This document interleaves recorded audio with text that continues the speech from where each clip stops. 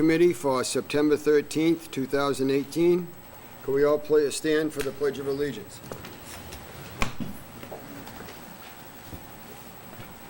We do it the flag. I pledge allegiance to the flag of the United States of America, to the republic which stands one nation, under God, indivisible, with liberty and justice for all. Thank you. Be seated. Well, this is exciting tonight. Welcome to the first Finance Committee meeting that's actually being recorded. I tried to do some research, and apparently, unless they've been a joint committee with the Board of Selectmen, they've never been recorded before.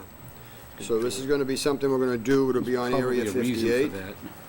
And I'd also like to thank Mary Ann McLeod. She's coming in to take our minutes. Thank you very much, Mary Ann. First item on the agenda. If there's any public comment. Not on the agenda. It is on the agenda. It is on the Is agenda. it? Oh, right. You know, Tom is a part-time comedian. He could actually do a little entertainment for Yeah, a us. little. Mike needs pointers on comedy. I do. We have a transfer request from the Reserve Fund for AED devices for several town buildings presented by Tom Walsh.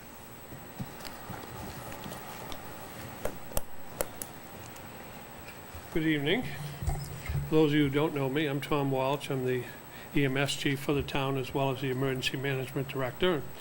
Certainly an honor to be the first one to be recorded by your new system, and that's great. A little bit of background about this project. The Council on Aging has been the only building in town to have a public access automatic external defibrillator, or an AED. And it was found early this summer that the AED that was down there had become obsolete, the battery was dead, it needed to be replaced. So while we were talking about replacing that, Mr. Molinowski came up with the idea that it would be nice to have public access AEDs in 4 different buildings in town: the Council on Aging, Town Hall, the library, and the DPW facility on Pond Street. He asked if the EMS department would take over oversight of these AEDs.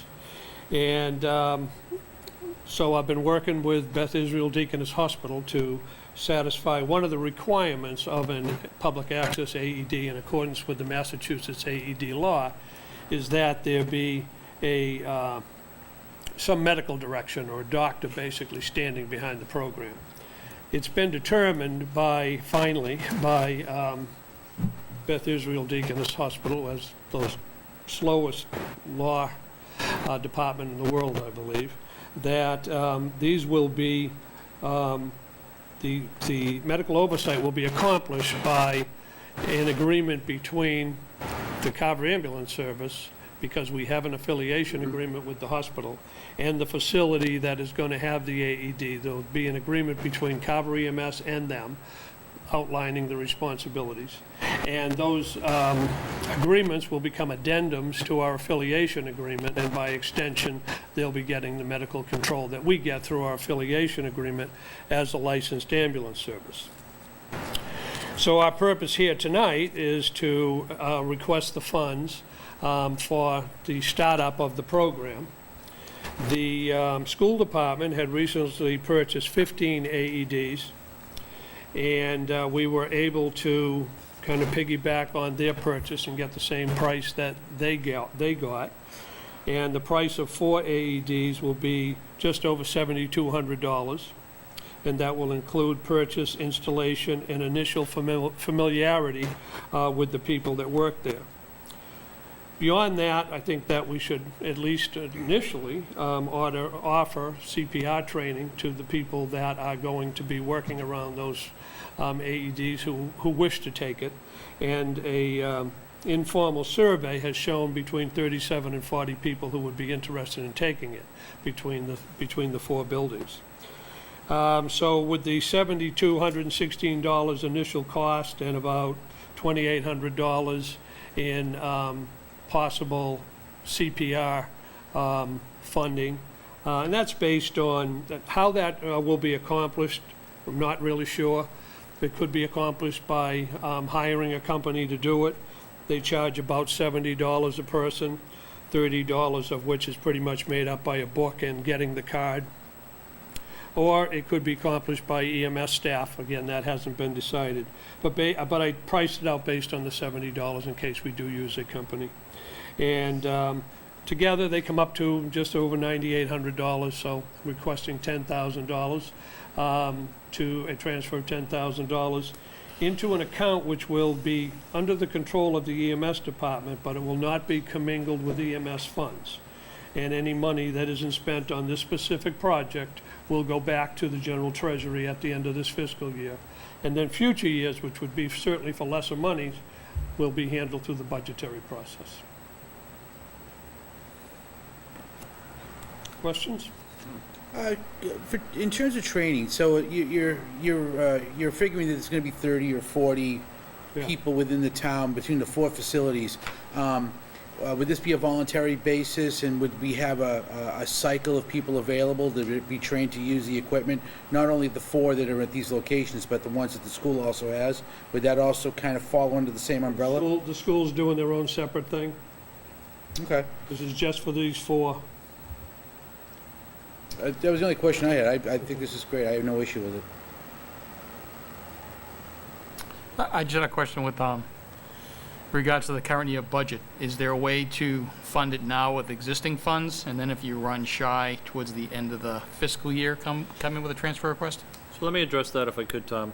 Tom right now is operating out of the receipts for the ambulance fund, so he's 100% solely funded for that.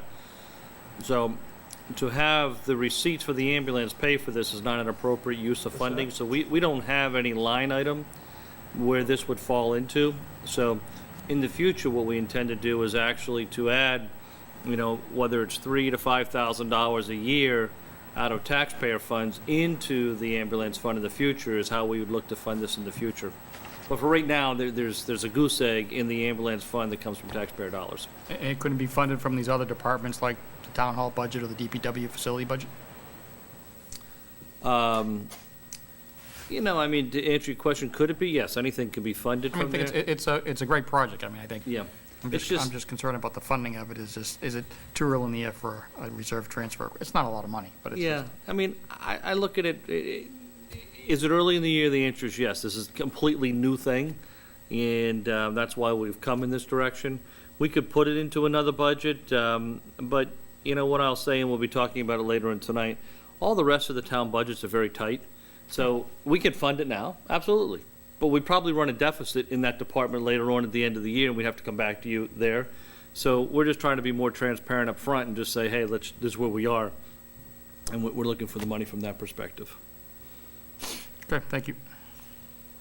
And the other thing that I wanted to do is that the school has, a supervisor overseeing those, and as Tom mentioned, we need somebody responsible for managing these in all the town buildings. We can't have the batteries go down, we can't have the pads, deteriorate. We need somebody to stay on top of it, and just couldn't think of a better entity than our EMS department to actually oversee that whole thing and provide the training as necessary. So you'll be overseeing the school AEDs as well, or no? Everything but school. The fire department already has AEDs, the police department has them, the school has them, in accordance with the requirements that come through the Department of Education. These are to the public access AEDs, the first ones that are not assigned to a department in the town specifically. And the ambulance all have one also, right? Obviously, yes. So really, the only place that doesn't have one at this point in time are these 4. Right, and they're not required, but it's a good thing. Good to have. It's a good thing to Yeah, do. yeah. And if you're going to do it, you may as well, at least initially, offer training to the people about CPR, because it has to be done in conjunction with that. So the CPR training is a combination training of CPR and the defibrillator training? Yes. Okay. So we're killing 2 birds with 1 stone. Yeah, no. Like killing is probably not the right word. Meg, can you give this, assuming we approve this, can you give this its own line item so that Tom that's and I tracked? discussed that, yeah, it will be segregated so it won't roll up into his budget. Yeah, Similar to what we did with the school department transfer, we kind of exactly, yep. kept that so it couldn't just vanish. Okay. And just on that, we generally do all financial pieces like this, because in essence, you're acting as town meeting, so in essence, you're passing an article. So it's easier for us to track it this way too, so we set it up as a separate account, we don't blend it. Excellent. Mike, do we know what what the impact is on the current reserve fund balance? The reserve fund was appropriated $125,000 there was a school one though too. Yeah. right? I will have to get back to you on the impact. What was the school one at the last meeting? It was $6,500 for the bolo sticks and $21,289 for the safety buckets. 6,500, For the bolo sticks, That's right. and then, and $21,289 for the safety buckets. that left you at a balance of 97,211. So then this will bring it down to 87,211.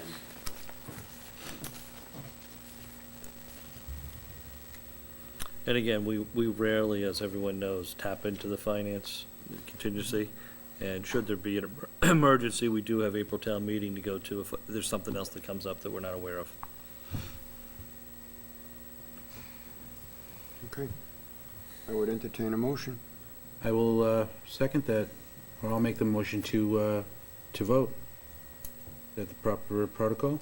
To Vote on the transfer. on the transfer, yeah. Second it. Motion's made and seconded. Any discussion? I'm going to abstain from voting. Okay. Any further discussion? Mr. Malinowski?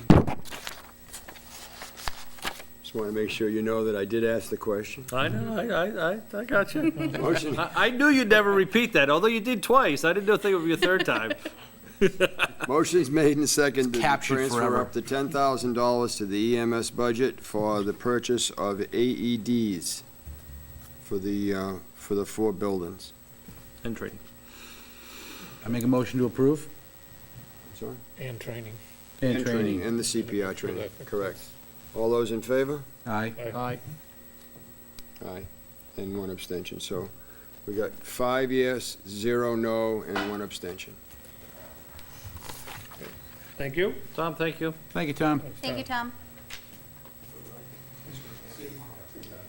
I know, I just did it. She's pretty quick. She's She is very quick. He's not even at the door and the paperwork is signed. Thank you, Tom. welcome.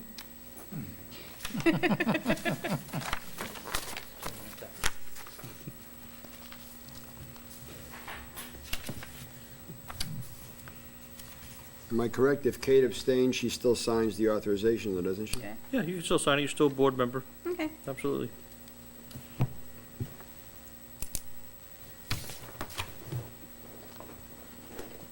All right, the next item up for discussion, presentation by and discussion with Meg LeMay, Finance Director, and Michael Malinowski, Town Administrator, to update and overview on the following. You guys can pick whatever one you want to start with. I don't think I need to read them all. All right. I'm going to start, and then we're going to tag team and go back and forth on a whole bunch of things. So,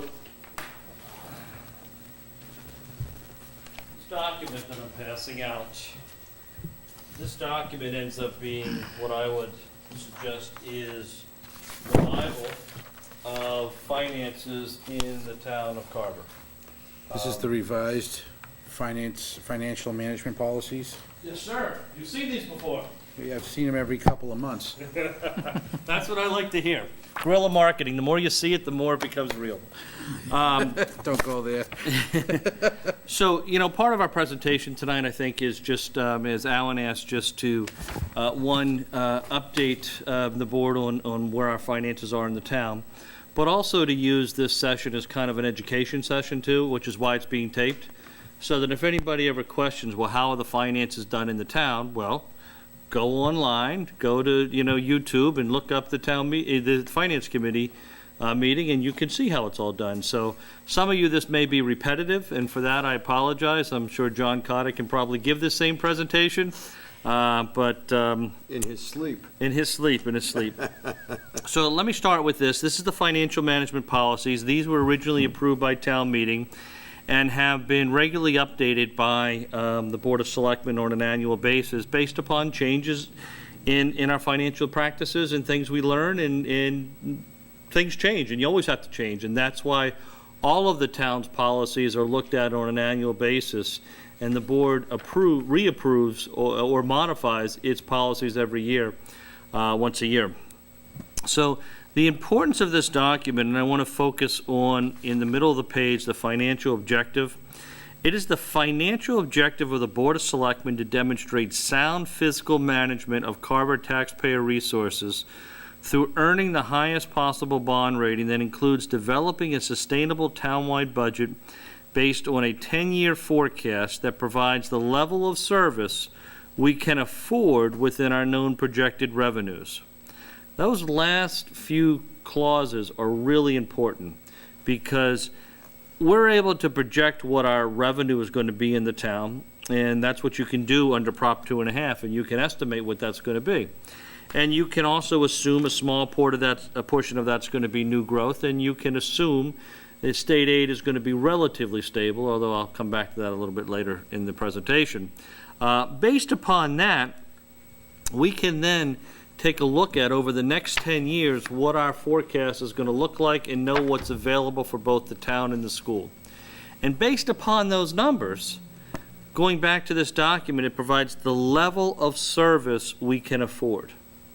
So if we don't have the revenue coming in, then we can't afford more than we have coming in. And that's did not happen in the town, 10, 15, 5 years ago.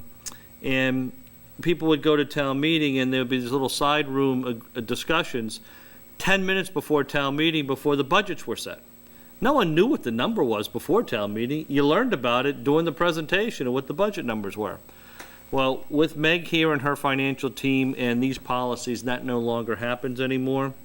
And one other thing I'll add to that is that the town had a governance committee, and John Cotter was a member of the governance committee and passed a bylaw that states that all numbered articles need to be approved 30 days before town meeting. So anything with a figure, any budget number, needs to be approved 30 days before town meeting, because that's what's going to town meeting. Now, at town meeting floor, you can reduce a number, but you can't add to it, so that this gives everybody the transparency that of what the numbers are going to be before you go to town meeting. So that's kind of the overview, the objective. As you go through this, there's a couple key points that I want to bring to your attention. One, under number 1, is that, actually, I'm going to skip that one because some of these, again, please read through these if you haven't done this already. I'm going to kind of focus on some of the key ones. Number 3 is ongoing operating cost shall be funded by ongoing operating revenue only. What that means is if the town has a big project and all of a sudden gets a lot of one-time building permits to build a massive facility, that happens one time. That doesn't mean you go out and hire 3 people, because the next year that money's not going to be there. So number 3 is really focusing on one-time money, operating money for operating cost. In addition to that, it goes on to talking about looking at the full life cycle of any improvements that happen in the town. So every time we add a new employee, we're adding in additional health care benefits, additional pension benefits. So you may add somebody for $60,000 salary, but in reality, it's probably 110. Don't budget 60, know that you're going to be paying 110 when you look at all the different benefits that are there. Number 4. Mike, quickly on that, does the town have a cost-loaded labor number for different departments, different people? Not for different people, but we, the answer, I know what you're looking for. The answer, we don't have exactly that, but we do go through an analysis of that, and we do have it more focused on what the OPED cost would be that we've had prior folks take a look at. And, if you're a school teacher, the OPED liability is more than a town employee because they retire earlier. Right. Just like public safety, they retire at 55. their OPEB liability is more to the town than a town hall employee like a DPW It was employee. more of an open question. I'm assuming that you have a calculator depending on the position, on the benefits, depending on what the position is, if it's school versus DPW, for instance. I would say more from a department standpoint, yes. Okay. Item number 4, and this is something to be really proud of, is that I think 5 years ago, the town had a stabilization fund of a couple $100,000. And when we first approved this policy, it had a 5% number in for general stabilization, and through our bond councils, they recommended that we move that up to 7.5%. In less than 5 short years, we have reached that target last year with town meeting. So right now, we have about $3 million in our general stabilization account, which accounts for 7.5% of our annual revenue coming into the town. So that's a huge milestone that the town has met, and that's where we are. Number 5 is that it recommends that in our capital and debt stabilization fund, which is also a new fund, the town did at one point have a building stabilization fund. We actually took that building stabilization fund and turned it into a capital and debt stabilization fund. So all of our debt in the town is paid out of that. So in essence, what that item is saying is that the town should spend 10% of its revenue on maintaining its infrastructure. Now, that maintaining its infrastructure could be building new buildings, putting on new roofs, buying new vehicles. Any one of those things fall into that category. Today, we're about a little under 8%, so we're almost at that goal, and we constantly are trying to build that piece up year over year. And that number then goes into our capital and debt stabilization plan that we utilize going forward. From there, item number 6 is the school superintendent and the town administrator should jointly work on looking at what we can regionalize, if you will, between the town and the school. We've been very successful. We've created a town-wide IT department that oversees all the technology and all the networking within the entire town. That's actually saving us money in the long run. And we've also recently combined our DPW, town facilities, and school facilities into one department under Dave Sigentoff, and that's been running for well over a year right now, and there are no complaints with that department. It's running very efficient, and it allows for us to do some economies of scale, so when we have to go forward and deal with fire alarms and have a fire alarm inspector come in, we can then get a better contract for doing all of the buildings versus individual buildings. Item number 7, this is also critical. This is where the revenue in Carver, 70.3% of our revenue after fixed expenses are done goes to the school, and 29.7% goes to fund the rest of the town agencies. That the town of Carver contributes more to its educational system, percentage-wise, of the taxpayer dollars that it takes than any other town in the Commonwealth. And years ago, the town made a decision that that's what it wanted to do for its schools. I think there's two things that are, there's one thing that helps that in this town, but there's also another looming liability that we're going to have to deal with. The first is by having a call fire department with an annual budget of around $600,000 versus $2.6 million for a town similar to us, it allows the town to take that $2 million and in essence prioritize that into the school system. And that's what the town's done, for many years. So when we go through and put our budget together, the school gets 70.3%, not 70.4, not 70.5. That's what they get, is 70.3. That saves a lot of angst that used to happen at town meetings where these backroom deals were done. Looking long-term, one of the two challenges that the school has, and this is beyond contractual agreements and unions and so forth, is that our school population is between 1,600 and 1,700 kids. What the state says, in order to have a efficient school system from an economies of scale, you need about 2,000 students. So what that means is our students and the money that they are getting through state aid, in essence, cover the base cost of education.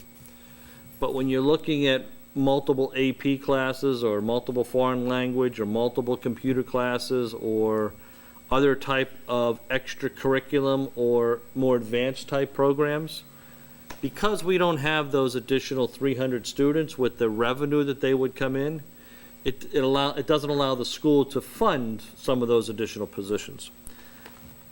It's all based upon school population. It is what it is. The second is that our population, we used to have about 2,000 kids in our school, but, and this is a second issue, is over time that population has moved down. As a result of that, the state does hold us harmless in state aid for the school, but the state could also change that at any year in the future. We don't think that that's likely to occur overnight, but there's a possibility that over several years they could start to reduce down the hold harmless provision that Carver receives. Many other towns also receive this hold harmless provision. So it's not something that, again, the legislature is going to do overnight, because many towns would be impacted. But it is I'm going to use the word liability that we just have to be aware of. It may not change, but we just have to be aware of it. So that's where we are for the school. And then finally, on number 8, this talks about our OPEB liability.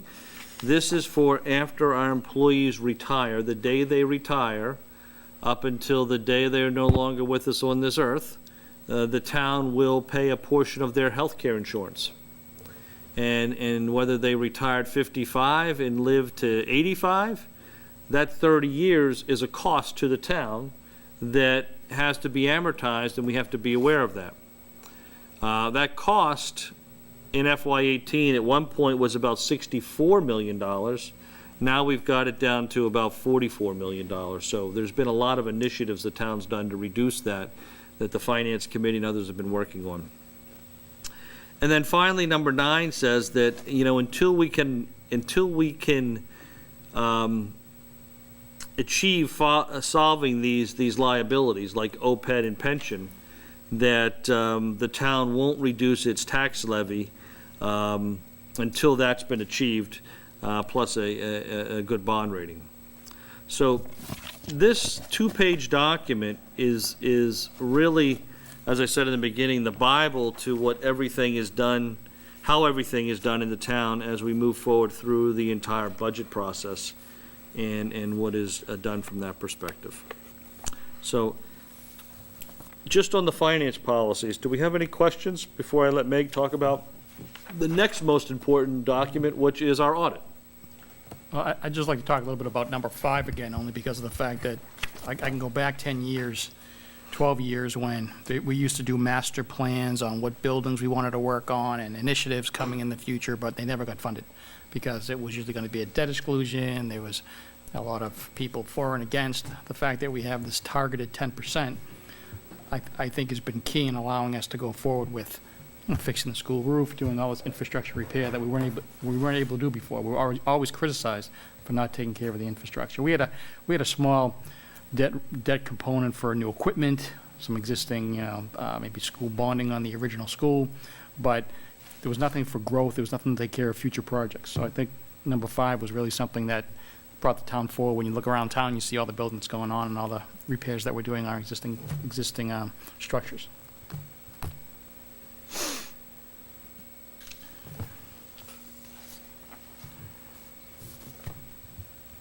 You certainly have to use a microphone. Smile for the camera. I include every year after our audit is done, and our auditors are Powers and Sullivan. They will come in and do a presentation to the Board of Selectmen, a PowerPoint presentation, just to kind of hit the highlights of what their analysis of the financial statements are for the year. So the handout that you have is the one that they did for the fiscal 2017 financials. And I'll just kind of walk through it, give you some of the important points. So on the 3rd page, it says audit objectives. And one of their objectives is an expression of an opinion. So basically, the most important part of the audit is them expressing whether they believe that the financial statements are fairly represented. And they also have to do the audit in accordance with generally accepted accounting principles as well as generally accepted audit standards. But it's also important to understand what the parameters and the scope of the audit are. I think sometimes people think that auditors come in and look at every aspect of the town's financials, and they do not. They come in and they do cycles of testing, revenue testing, expenditure testing, various other payroll, et cetera. And when they do that with the expenditures, they will pick a sample of 25 because they cannot look at everything. So they will look at those 25, and if the 25, we have all of the documentation that's necessary, then they will say, if we extrapolate that to the population, we think that the town is doing a good job. If they were to find one, two, several instances, they would probably expand their scope to try to see if there's a larger problem, because sometimes you could just, nobody's perfect, and you could pick maybe a couple of bad items. But that's how they work. So I think sometimes people think that they look at everything, but they do not. Is the selection of items that they look at, is it arbitrary? So you have a little bit of insight as to what they're looking for, but they kind of, I would never know which ones they're going to pick. Okay. No. Mm-mm. so they don't have an agenda that, they don't have like a checklist. We want to look at all of this, and they do it at the same time all the time. No. Okay. Absolutely not. And they won't even tell me what their selection is until they're here. So it's not like I can prepare ahead of time or anything like that. Okay. Just on that, there was a year where we had some questions financially about one of the departments. And we raised that in the initial interview they did. And so in addition to the 25, because we raised some stuff, they took an additional sample out of that particular department. Just because we internally had some questions what was going on. So that's the only time that we influence it at all, but it's above and beyond the 25 they do. And just to expand on one item there too, in terms of doing more intensive audits, it was actually an auditing standard that was implemented a few years ago that states that the town is responsible for doing a fraud risk assessment. So we actually had a consultant come in this year to do the upfront, to do all the checklists, and to do the first intensive fraud risk assessment. And he's given me all the documents, and now it's on me every year to go back and check departments, but to do it on sort of a random basis. So that is one other area that we're going a little bit more in depth than occurred in the past. On the next page, it says what their responsibility under U.S. generally accepted auditing standards and government auditing standards is. Their responsibility is to plan and perform their audit to obtain reasonable but not absolute assurance that the financial statements are free of material misstatement and are fairly presented in accordance with U.S. generally accepted accounting principles. And it is our responsibility to prepare and fairly present the financial statements. So the audit results, and this is the big part, their opinion. Their opinion was an unqualified audit opinion, which is the best. So we came in very clean. There were no significant deficiencies or material weaknesses, which is also important. And we also had an unqualified opinion on the federal awards. So anytime the town has expenditures of federal monies in excess of $1 million, we have to have what's known as a single audit. And then they will do a sort of a separate audit on those programs. So we also had an unqualified opinion on those. So going to page 8, financial position highlights. The general fund had, and this is 2017, had a budget of $42.7 million. Revenues exceeded the budget by $1.3 million, and the expenditures and encumbrances were under budget by $507,000, which means of the amount that we budgeted, we closed back $507,000. The general fund balance is 19.04% of expenditures, and the unassigned general fund balance is 13.79% of expenditures. So we're in a safe zone. I'm sure it could be better, but we've also made vast improvements. On the next page, the general stabilization fund, and this was in the past, general stabilization has actually increased, was 2.6 million. The capital and debt was $1 million. The net pension liability, we were able to use a discount rate of 8%. Well, actually, this is the Plymouth County retirement. This isn't the OPEB. The net pension liability for 2017 was 18.6 million. It was previously 17.3 million. And important to note is that at that point we were 58.32% funded. So what year is it? 2039, 2029? 2029. In 2029, the town will have our obligation within Plymouth County retirement will be fully funded. So right now, every year we have to appropriate more to fulfill our share of the Plymouth County retirement. But in 2029, it will be fully funded, and then you'll see that appropriation decrease. On the next page, they discuss the OPEB liability, and we were able to use a discount rate of 6.83% as opposed to 4%, and that is based, the higher rate, which means the liability that we reported is lower, was due to the initiatives that the town had taken, such as Medicare reform and moving to Part B, a 50-50 split of the health insurance expense with active employees, and then a 50-50 split with retirees coming in June, that will be effective June 30th, 2025. The total unfunded liability at June 30th, 2017 was 38.5 million, and it had previously been 41.4 million. You usually don't see it go down, so that's good. On page 11, we had governmental debt total $21.9 million. And they said, they highlighted that is 5.4% of the budget, so it's a healthy amount of debt. We're not drowning in debt, and we had, in their words, healthy with room to grow. The water enterprise debt was at $4.6 million. And then the next page is just, again, about the single audit, and that we had a clean opinion on that. And then the other piece that's really important as part of the audit is the management letter, and that is where they comment on any deficiencies in internal controls that they've noticed in the town. So as they said, there were no material weaknesses in internal control. Of prior year comments that they had, 2 were resolved. And one now, actually the first one, fraud risk assessment, as of the time of the 2017 audit, we had not done anything, but we have now. So that is now resolved. One of the comments was about budgeting consolidated town services, and as they said, progress has been made. Procurement was an issue, but that has been resolved. And the documentation of internal controls for federal grants will be something that we're working on. And then the current year comments, cash collections, we have since made improvements in cash collections. Reconciling the North Carver Water District receivables, which actually is still ongoing, but that will be moving from the planning department to my office. So I would say by the end of 2019 will be a resolved item.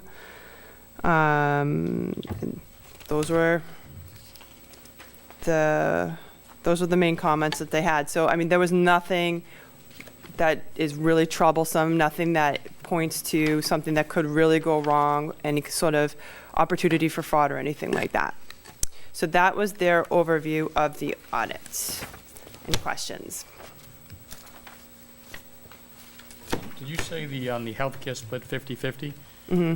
Is that just new employees? Bifurcated, it's a bifurcated contract, so new hires are, Retirees as well, or not retirees? retirees will be, is coming.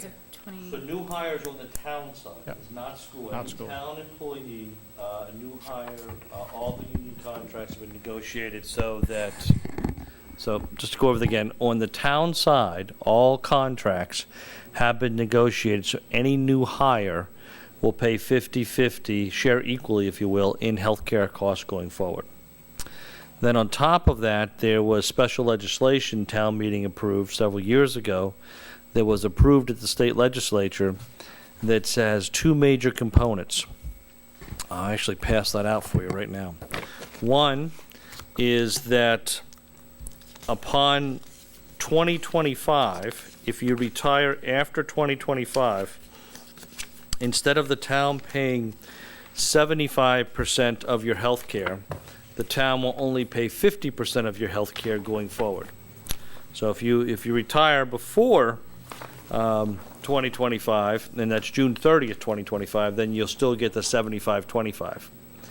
In addition, what also happens is sometimes people work for municipalities, any government body in Massachusetts, say for the first 10 years out of college. And then they become, if you will, vested. And then if they go forward and go into the private sector for, say, 20 or 30 years, and then they can come back to the town at any point after they're vested, once they're turned 55, and ask for the town to pay their health care insurance at the 75%, 25%. This legislation eliminates that you have to be on health care when you retire, and you have to make that decision within 30 days of your retirement in order to maintain your eligibility. If you choose not to select health care upon your retirement, then you won't get it any longer. And again, this was done as part of legislation that was passed, so this is by law, for any Carver employees. When you say retire out of the 10 years? Retire at any point after 2025. Okay. I think. But the second piece is, if you went to the private sector and you had Right. 10 years of service, before you could just come to the town and say, give me my health care. Okay. Now you can't. You have Because to make that decision prior to leaving, and do you consistently pay in until you start drawing it down, or? no, you don't get it anymore. So if you've left the town and you didn't select to Right. health care, But if then you then you're did- no longer eligible. But if you did select it, do you still pay in? You would still pay in your 25% Okay, up until the year 2025, and then if you retired after that date, then you'd be at 50/50. 50/50. Yep, and that's the legislation. If you retire in 2024, it's 75-25 forever. Correct.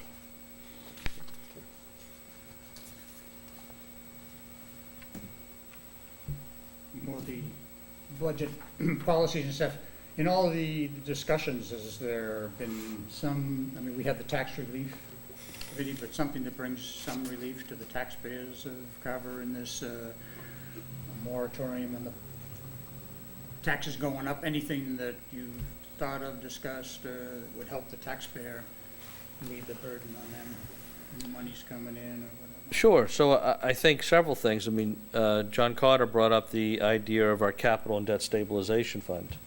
What that's doing is forcing us not to go to the town people for more money for any overrides. Now, yes, we had to do that for the elementary school, but you will not find another town, unless you're Wellesley or Nantucket, that's building a new police station, built a new fire station, building an athletic turf field, redoing the middle high school with new doors, windows, and roof, all of that within the existing tax base.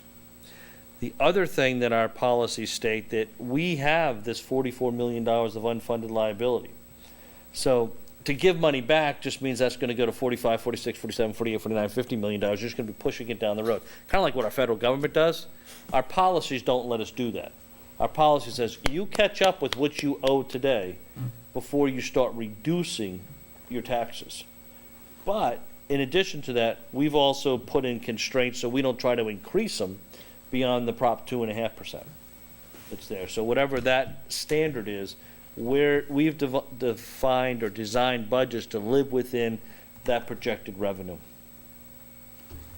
In doing the contracts, we talked about this in the past with the DPW worker, so that if you are taking money from the taxpayer, that you're fired and you don't get your pension, and you don't get the state police scandal is an example of that sort of frost my cake, and, There are several people that no longer work in town, and don't get any. and some don't. It depends upon the situation, but many lost their benefits. every case is different, and I can't talk about any individual one. I mean, but- in contract negotiations, if that, I think, I see a one-line item that says if you steal from the taxpayer, you lose your pension, you So lose in your- that, you cannot put language like that in a union contract, because the union can't bargain away anyone's rights. Because everyone has the right of being innocent until proven guilty. So you sometimes have to take them to court, or they have to admit they stole. But you can't have a union contract, in essence, say you're guilty until you've been proven guilty. But we're strong on that. Okay. We're strong on that. Does that answer the questions on the OPED piece? Yeah, no, I think this is, again, going back 10 years, we didn't see audits like this, so this is great, Meg. This is good work. And plus the restructuring that was done a couple of years ago, too. That's working out for you? It's Tell about your amazing. department now, what it was when you first came here and what it is now. Again, for the new, for people that don't know this. So when I first started here, I was the town accountant, and we had separate departments. All the finance departments were separate: accounting, assessing, treasurer, collector. Elected treasurer collector. Elected treasurer collector. So since that point, treasurer collector position has become appointed, which is important because this is someone who is investing funds, who's responsible for overseeing debt, who's the manager of payroll, all very important functions. So you want someone with experience and who brings a great deal of responsibility to the table. So then, since that time, we have consolidated the offices, so it's all one finance department. And then as part of that, I implemented weekly meetings, finance department meetings with all departments. And at first, it was very tense.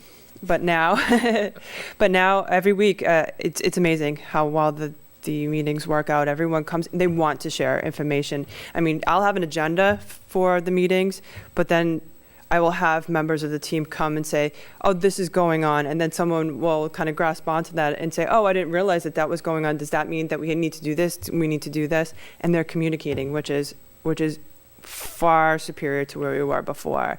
And communicating, but wanting to cooperate, wanting to share. So it's worked out really, really well.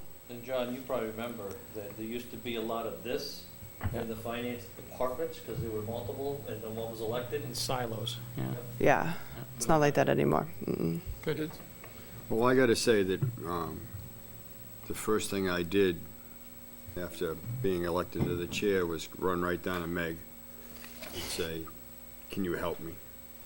And She said that, no. Too late. You're on your own. there's not a lot of help for you, but I'll do the best I can. She was incredibly open, and whatever I can do to help, whatever reports I can give you, whatever you have a question about, the door is always open. Just the transparency of the whole thing, instead of, I got no, how do I find a nice way to say that? There was no political talk between it, where I'm trying to protect my job and this guy's asking me questions that I don't really want to answer. There was none of that. Meg was, anything you need, you let me know. If I don't have it at the tip of my fingers, I'll get it to you. And she's been good to her word. And I said, tell me what you would like to see the finance committee do as a finance committee.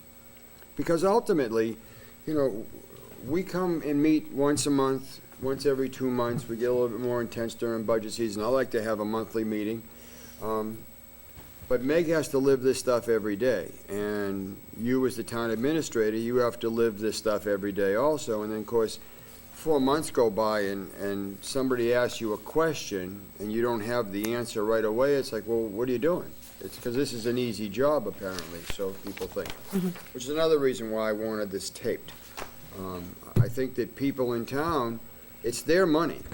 And I think it's important that they don't think that we are just sitting down at Dunkin' Donuts somewhere, flipping a coin, saying, let's build a new school, let's build a new field, let's just spend some more money we don't have, and we'll find a way to deal with it. Then. So, well, this was before us, apparently. So I thank you very much, Meg. You've been absolutely incredible, and I can't thank you enough. No, and I appreciate those comments, Alan, because I know Meg and her staff and every department in the town is we've taken the politics out of the departments. And we asked all board committee members to respect that, because the employees that we have in town have a job to do. And that's a professional job, whatever their areas of expertise is, whether it's finance, whether it's accounting, whether it's planning and permitting, or inspections, is that they have a certain task for them to do, and we ask them to do that equally to everybody. And that's what we've been trying to demonstrate, around the town, that everyone's treated the same, and that's just how we're going to run the organizations. That being said, is that, I appreciate the chairman coming in, and, if any of the committee members have questions, what we generally like you to do is to work through the chairperson, so Meg doesn't have 9 people coming to her, but if you need to and you feel you need to do something, by all means do that. But if there's normal routine documents or something like that you'd like to have, we prefer you go through this is with all committees, go through the chair and have the chair converse with the employee. But again, that's not to say you don't do it, it just means. Even that with Meg, the beginning of the month, we get the month end, and we get a whole stack of reports that sometimes you need to be a Philadelphia lawyer to understand. And By the end of tonight, you will not need to be very that. grateful that you gave us the little cheat sheet here, because it says which ones are really the most informational, because I'm over here reading all these things as they come down saying, what the heck is all this? So this is really good. So, yeah, as far as the information goes, it is absolutely forthcoming. There's no doubt, and I can't thank you enough. I think that my staff especially prides themselves on realizing that they work for the taxpayer, and they want things to be transparent, and they want things to be done, always keeping in mind the taxpayer's interests. We try to provide customer service, and the taxpayer is the customer. And that's what it just boils down to. Any of the changes that you've done in your department, did that help identify the fiasco with the transfer station? You know what, that was actually outside of the scope of our department, because it's, I'd rather not get into detail. No, I don't want to press table it. that one. I'm just wondering if it did, let's take credit for it and put it out there on the table. But I don't know how that was identified or where it went up. It was a team effort, and Meg's being modest, she did help on that. But, we had requests that came into our office, to the selectman's office, that just didn't make sense. Finance did help us on that. And we can go over a whole chronology of this whole thing, but, unfortunately, people steal. Whether it's in the public sector or in the private sector, it happens. Yeah. And particularly when there's no monitoring going on. And, that's what happened with the district. And right now, that's being reviewed by all the appropriate authorities. And some of it's already made it to court. Some of it's probably on its way to court. But at the end of the day, it was a team effort in identifying that. And then once Carver identified our issues, then we were able to go to the other towns, and it took them a while, but they finally caught on as well. I think you've been a little modest, frankly, I do. And I'll toot anybody's horn. Had Michael been a typical town employee of old, and Meg a typical town employee of old, where they see a bill come through and they just sign off on it and runs down to the place to sign the check and write, because who cares? It's not my money. I got a bill here, write the check. Had Michael not looked at the bill and said, well, I need documentation. And that's what, correct me if I'm wrong here, that's what began the ball rolling, was he got a bill and he said, I'm not going to pay this. Show me some why. And I'm going to sue you if you don't pay it. Well, get in line, go right ahead. And that's what started it.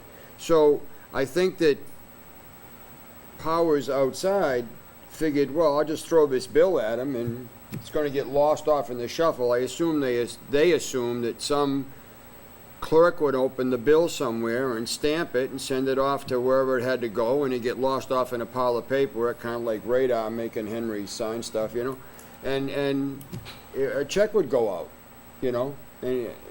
but so Michael's being a little modest, and had it not been for some due diligence on the part of both of these individuals, I don't think any of this would have come to light.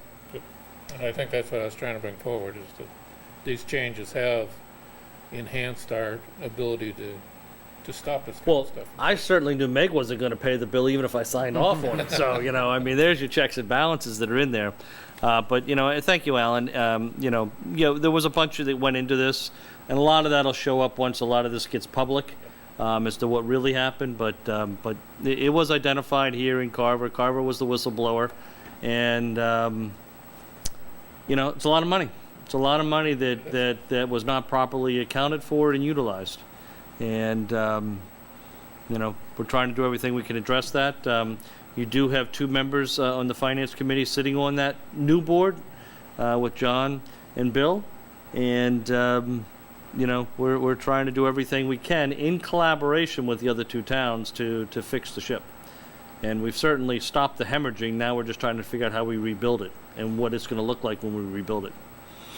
Well, you got 2 great guys on that board, that's for sure. Thank you. You're welcome. So the next document I passed out, this is our 4-step process for our capital outlay and our 4-step process for our operating budget. I'm going to just talk from the operating budget standpoint, because again, the capital kind of follows the same thing. Is the finance director and I work in step 1 for identifying and developing what our 10-year forecast is going to be, what we think we can afford based upon our previous projections and with the money we know coming in. That then sets how much the school's going to get and how much the town's going to get with that 70 and 30% split. From there, then we have all the department heads put together what their needs are for the next fiscal year for their departments. Now, if they want to add new services, we always ask them, tell us what services you're going to cut. Because we're in a pay-go system, because we're not a wealthy community. So if you want to add something, that's great. If it's going to provide better service, that's great. But you got to show me what you're going to cut in order to do that. So that kind of happens in step 2. And then with that, they come to Meg and I, and then we then look at what our total budget amount is, and then we then have to work with each department head, and we may have to cut some of the department's requests and say, no, we can only afford X. And with that, then we develop a balanced budget. From there, then we then submit that to the Finance Committee on or around December 4th. And that, in essence, starts your detailed review of going through and meeting with the different departments as you choose to or not to, and review their budget and what the recommended budget is. And if you have any, recommendations, you guys vote on those. And then you have a future meeting with the Board of Selectmen, which happens at the end of February or beginning of February. From there, then the Board of Selectmen take that all under advisement. And on March 5th this year, we're proposing that that's going to be the date that the Board of Selectmen has to make its final vote on the budget. The same thing with the school is technically the vote needs to be done by March 9th. And the reason I say that, on the bottom right of the page, you see April 9th, 2019. That's what we're looking at for our annual town meeting, April 9th, 2019. So from there, again, we have to work 30 days back, and that's when the budget has to be done. So this is the process we do for our operating budget. And then on the flip side, we do the same thing for the capital plan, but that goes to the capital plan committee for their review, just like the operating budget goes to yours. At some point, I'm just going to throw this out, and you guys may want to talk to the capital outlay committee, and it may be something that you guys may want to say, you know what, maybe in the town of Carver we should combine the 2 committees together for capital and operating, and see if there's some synergies in doing that, because it's good to have the collaboration back and forth between both of you. But for right now, it works without you doing that. I just mentioned that that's a possibility. So let's start talking. Any questions on the 4-step process? All right. The next document that I'm going to hand out is, as Meg and I are working to put together our forecast for the year, is we're going through and analyzing what our revenue is going to be. And in essence, our revenue comes in in essence, three different areas. One is the tax revenue that the town collects from its residential and commercial folks in town. And that, in essence, is no more than 2.5% of last year plus new growth. So that's the first piece. So we know what that number is, down to the penny. We just know what that number is going to be in the budget. And generally, that number is more than, it's about 55% of our budget. If not more, actually it's a little bit more than that. The second item that we have is state aid. And then the third area is local receipts. Local receipts are what we collect in, whether it's meals tax, whether it's building inspections, whether it's permit fees, whether it's interest fees, whether it's car excise tax. All those fall into local receipts. Local receipts is about between 5 and 10% of our revenue. So let's talk about the sheet you have right here. This is our state aid sheet. And, I put this into categories, Meg and I, that kind of show what our net state aid is and what the net educational state is. And the reason I do that is because the state gives us money, but then the state takes it away. So the top half of the page, going from left to right, is the revenue they give us. The second half of the page, except for the bottom few lines, is the expenses, what they take from us. So these are all the liabilities. So and I'm just going to go to 2015 just so we can focus on that. So in that year we had $11.48 million in revenue, and we had $488,000 in expenses. So our net state aid was $11 million. If we just look at the education part of net state aid, it was $9.5 million. So now let's fast forward that over to FY 2018. I'm sorry, I'm going to go to the green, FY 2019, the green column. This was our revenue forecast that we put into the budget. Now notice the net state aid is $10.9 million, which is really no different than it was in 2015, off a couple $1,000. And it was actually a couple $1,000 less in 2018. And if you look under that, the green number, the $9.3 million, is the net education part of state aid. That's $200,000 less we're getting in state aid for education than we were, 4 years ago. So in just 4 years, our education piece has dropped by $200,000. That was our forecast. When the legislature approved the budget, it actually went down. And it went down by our net state aid, if you look over on the right, and I thought this red would be easier to read, but it's $149,000. So our net state aid went from 10.9 to 10.847. Now that loss of $149,000 was something that was unanticipated. We can normally deal with a swing of, $20,000, $30,000. And again, you're dealing with $11 million base, so that's not a big percentage-wise. But the 149 kind of took us by surprise. When you dissect that and try to figure out what that is, it really falls into school choice sending tuition, which was $94,000 more than we anticipated, and charter school sending tuition, which is $140,000 more in cost. So those two things really added up to the bigger part of why that went down $200,000. Now, and our budget was set on this.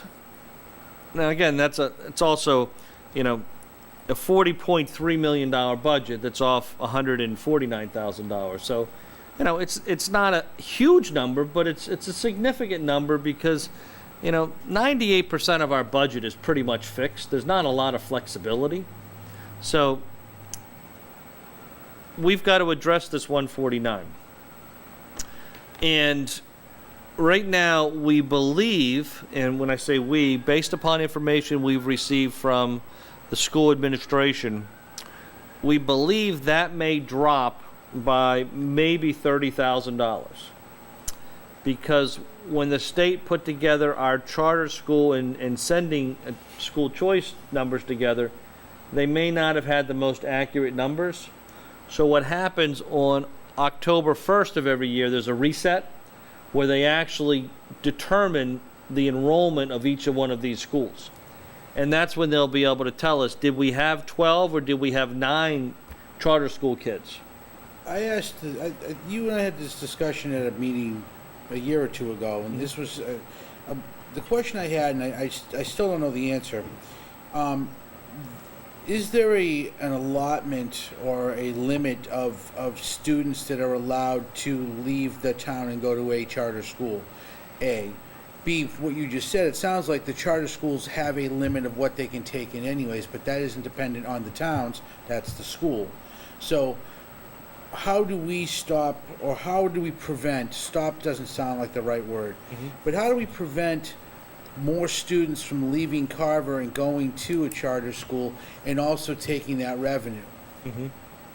Is there a mechanism to maybe curb that? So we don't have any control if a child or parent wants to leave and there's a spot available at a charter school, we can't stop that. And generally charter schools are by lottery. They're first come, first serve. Once they get over enrolled, because they do have certain spots, then it goes into a lottery system and you either win the lottery or you don't. So we don't have control over that part. What I have been told is sometimes there's good reasons for children to go to a charter school. And a new one opened up in Plymouth that actually had the support of our superintendent.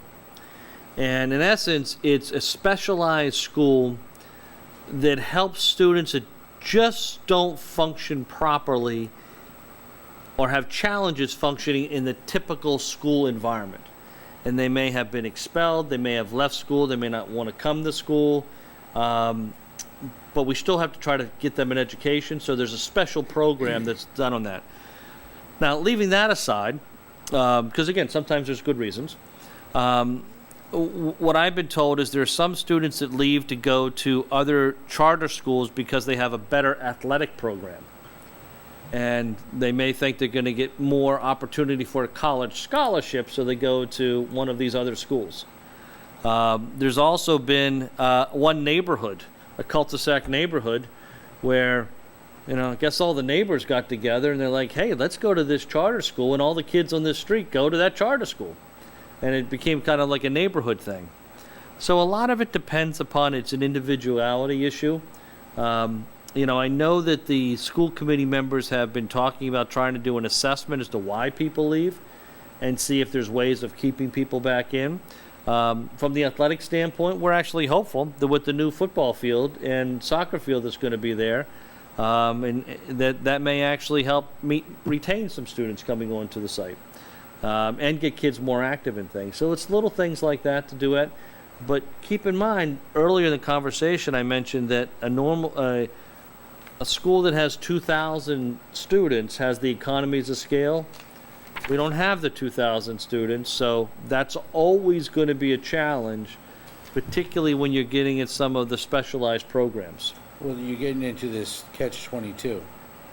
Well, I also, as a parent of children who, I actually sent my children to a charter school, a lot of it too has to do with some of the environment, and as it was reported, Carver and the bullying in the middle high school is something that really needs to be looked at, because that's why a lot of parents choose to send their kids to other schools. And my boys are now at Old Colony. They're not in a Carver school. Yep. I don't think you No. should take the choice away from the parent. No, I wasn't advocating that at all. I was thinking from more from the lottery standpoint, more from a financial standpoint. And I look at Old Colony differently from than a charter school. Right. It's Because you get the VOTEC part of that, yeah. Exactly. different. You get the VOTEC part of that. and Like I an know- agricultural school too, different. Exactly. Yep. But what I'm looking at, and almost because the charter schools support more than a particular town. Yep. And that there is a lottery, not the lottery. I mean, there is a limitation to how many students can go to that school, but there is no limitation to each town. So theoretically, a town could lose almost all of its students to a charter school. Yep. And the financial burden on the town, which is, it's a different argument than the educational benefits to having the students go there, or whatever whatever the rationale is for that. Yep. And just wondering, is there a way, or is there some way to maybe mitigate the exodus, and to somehow retain that the finance into the town as opposed to paying it out? Because it obviously costs more to the town for someone to go out of the town. Mm-hmm. You know, I mean, I think there's a couple of things on there. I mentioned the athletic field, if someone's looking for the athletic component of that. Obviously, having a school resource officer in the school is supposed to help some of the issues that may have happened in the middle high school, and may still be happening, but we're trying to stem that. You know, but, you know, the agricultural schools, the VOTEC schools, that special school I mentioned in Plymouth, I mean, there are needs for those, but it's the rest of the group is what you're trying to talk about. And I think that's just, you know, requires just more conversation with everybody to try to figure out how to pin these down. But as you said, we're also in this cycle that where you don't have 2,000 students, you can't necessarily offer some of the things that the other schools may be able to offer. And how do you deal with that? And how do you change your teacher's contract around that maybe create some more flexibility, which could also be part of it? Like, where do homeschool kids come into this? So, homeschool kids come into this. If you're homeschooled, then that's on your own. However, as part of the school choice sending tuition, what you're seeing some homeschool parents do, particularly with some of the older kids, is they can enroll them into an online high school. And then when you enroll them in an online high school, we have to pay tuition for that. And right now, some of that tuition can be $7,600, I think, is one of them. So in that situation, then it becomes, out of our school choice sending numbers, we then actually have to pay for that. So it really depends if they're truly homeschooled, Right. or if they're at home doing an online school program. Because the online school program counts as a public investment. But if they're truly homeschooled, do they count in that 1,700 students for No. the town? They don't count in anything. They don't count in anything. Nope, don't count in anything. Does the parents get a break in their taxes if they're homeschooled? Nope. I mean, they're still paying for the school system, but they're choosing Yep. to. Just like you're paying for the schools right now, and you don't have any kids there. At least not that I know That's of right another now. beef, I guess. I figured I'd just add it to it. Just think how your property value You is. just gotta wind them up, don't you? I just had to. A 70% reduction in my taxes would be Nope. very nice. So, you know, again, I just wanted to point this out. Meg and I and the selectmen, we've got to deal with the $149,000 delta. And we plan on having a plan for dealing with that in the October timeframe. Just a quick question on the delta, the 149. The money that we get in from school choice doesn't appear in the schedule, right? Because we do get money for kids coming in. It goes directly to our It goes revolving fund, so it doesn't go. Now, is that a state guideline? I mean, why wouldn't you the matching principle of revenue and expenses, why wouldn't it kind of be something that gets offset against money coming in from other districts versus money going out? It is a Mass General law. It goes right to the school. Okay. So anything, now, you know, Carver has had a history of trying to accept school choice coming in because, you know, some kids that live in Wareham don't want to go to school in Wareham. And we actually have people that want to come into Carver that may live in that community. The other thing is Plymouth didn't used to offer full-day kindergarten, so we used to have a bunch of students from Plymouth come over to Carver for their kindergarten classes. Now Plymouth offers full-day kindergarten, and we don't get that revenue in anymore. That was gonna be a question I asked. How many kids right now come in from other cities and towns? Do we know? We don't have that number? We have that number. I don't have it here, but, you know, Scott and Brad have it. And again, for questions like that, Sure. I don't know. I don't know what the number is, but for a question like that, send us an email and then we'll get it from Brad and, from the school and put that together.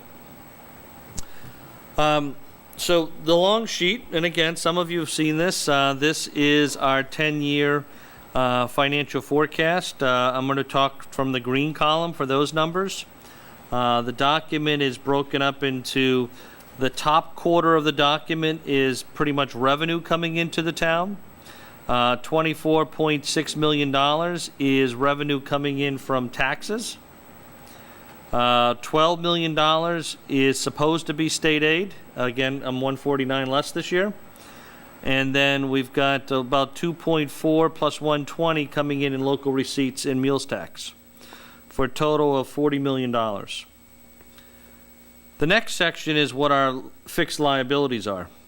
So right off of that, we take off the cherry sheet deductions, the 223, the 188, and the 666.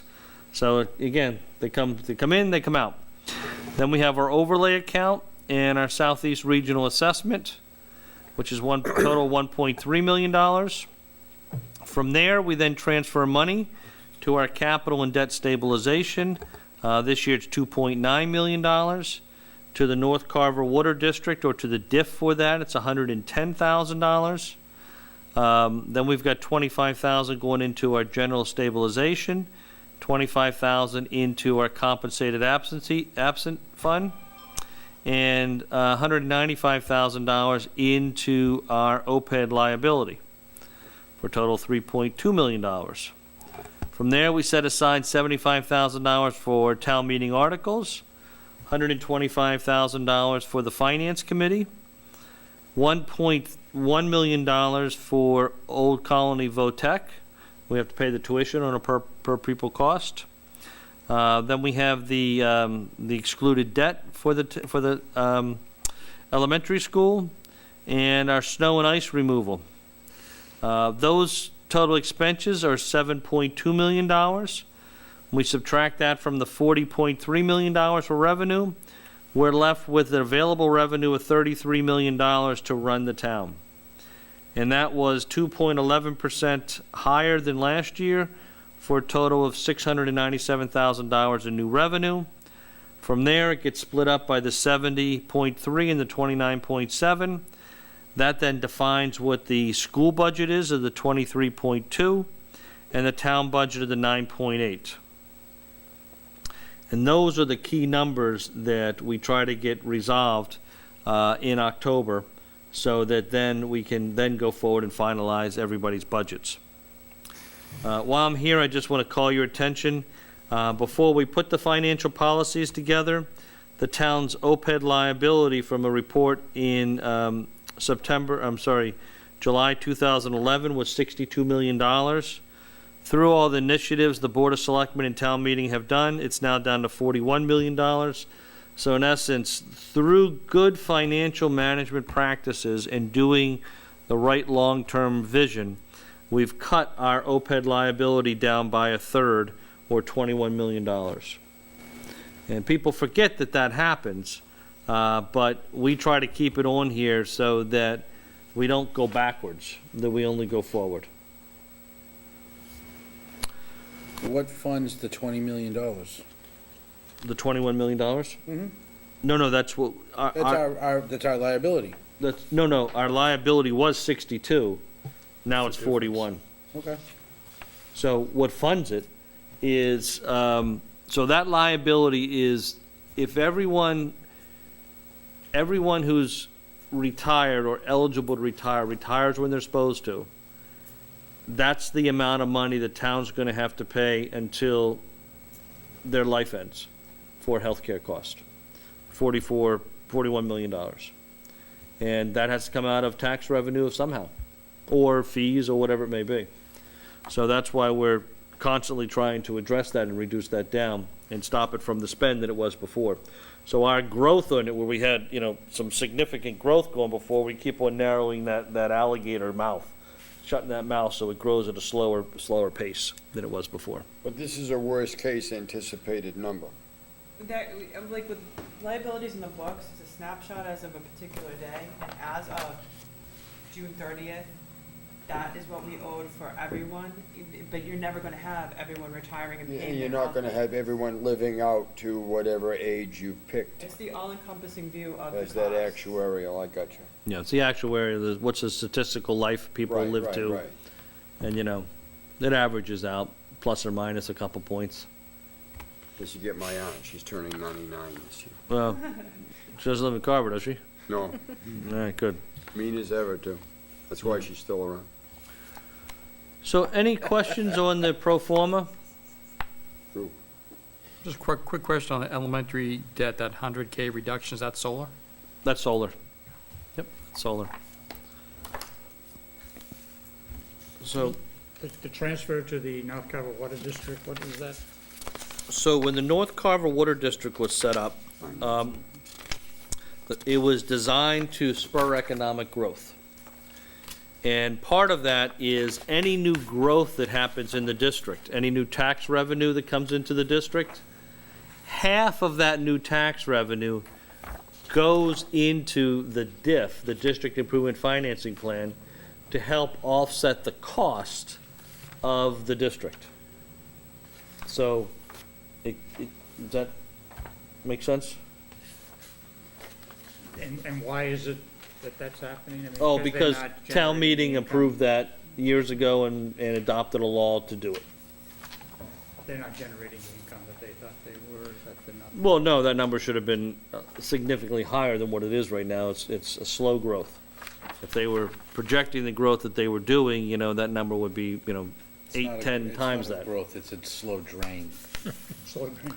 Yeah, there you are on that one. Any other questions on the pro forma? Pass this around. This is what our so-called free cash is. We don't like using that term, but that's the Department of Revenue's term.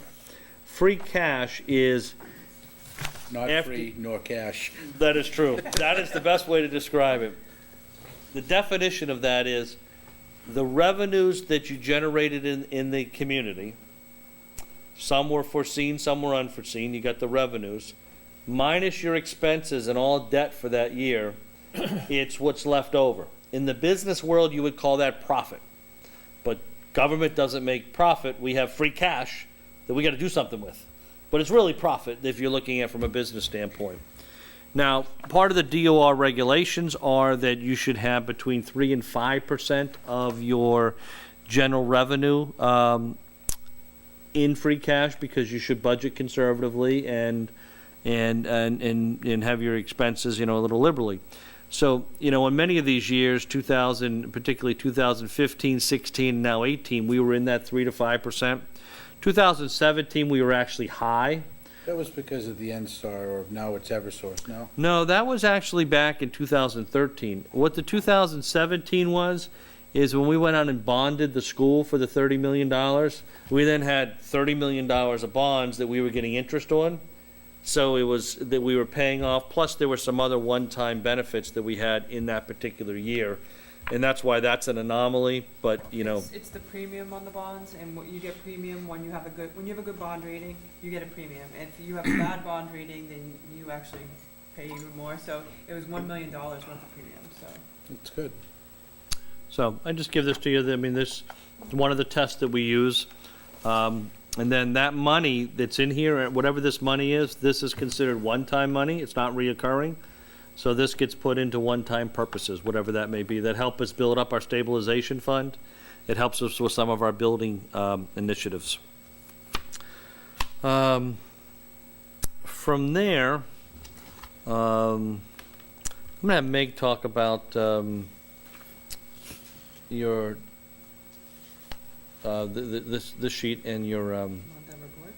in the monthly reports. You're up. Well, the budget article and the, okay. I'm just, we're just switching around a little bit. So every month I do send out monthly reports, and it serves a couple of purposes. One is to inform committee members where, especially, well, finance committee, so you know where the town's operations are. And again, Alan, it goes back to your point about transparency. On that point, and something that Mike said, is you're sending it to Alan, you're sending it to the chair? Yes. Because I was just doing a quick search, I've got two distributions in the past year from you, so I'm assuming that they either went to Rich or now to Alan. Yeah, we used to get them immediately. Rich'd get them and he'd forward them off his iPhone, but he probably. You have 10 he's the one- emails. He's the one who My email was a mess. gave me your email, so now you know why you didn't get it. Yeah. I'll go back and give you, send you Just what I moving, just have. moving forward, that's all. Well, I have June and July, so let me at least give you July, because that's the beginning of the new fiscal year, Yeah. right? I think I have July. I haven't done, wait, August hasn't been done yet Right, because we you haven't sent me posted cash July, receipts for the month You yet. sent me June. Yep. Do you have July?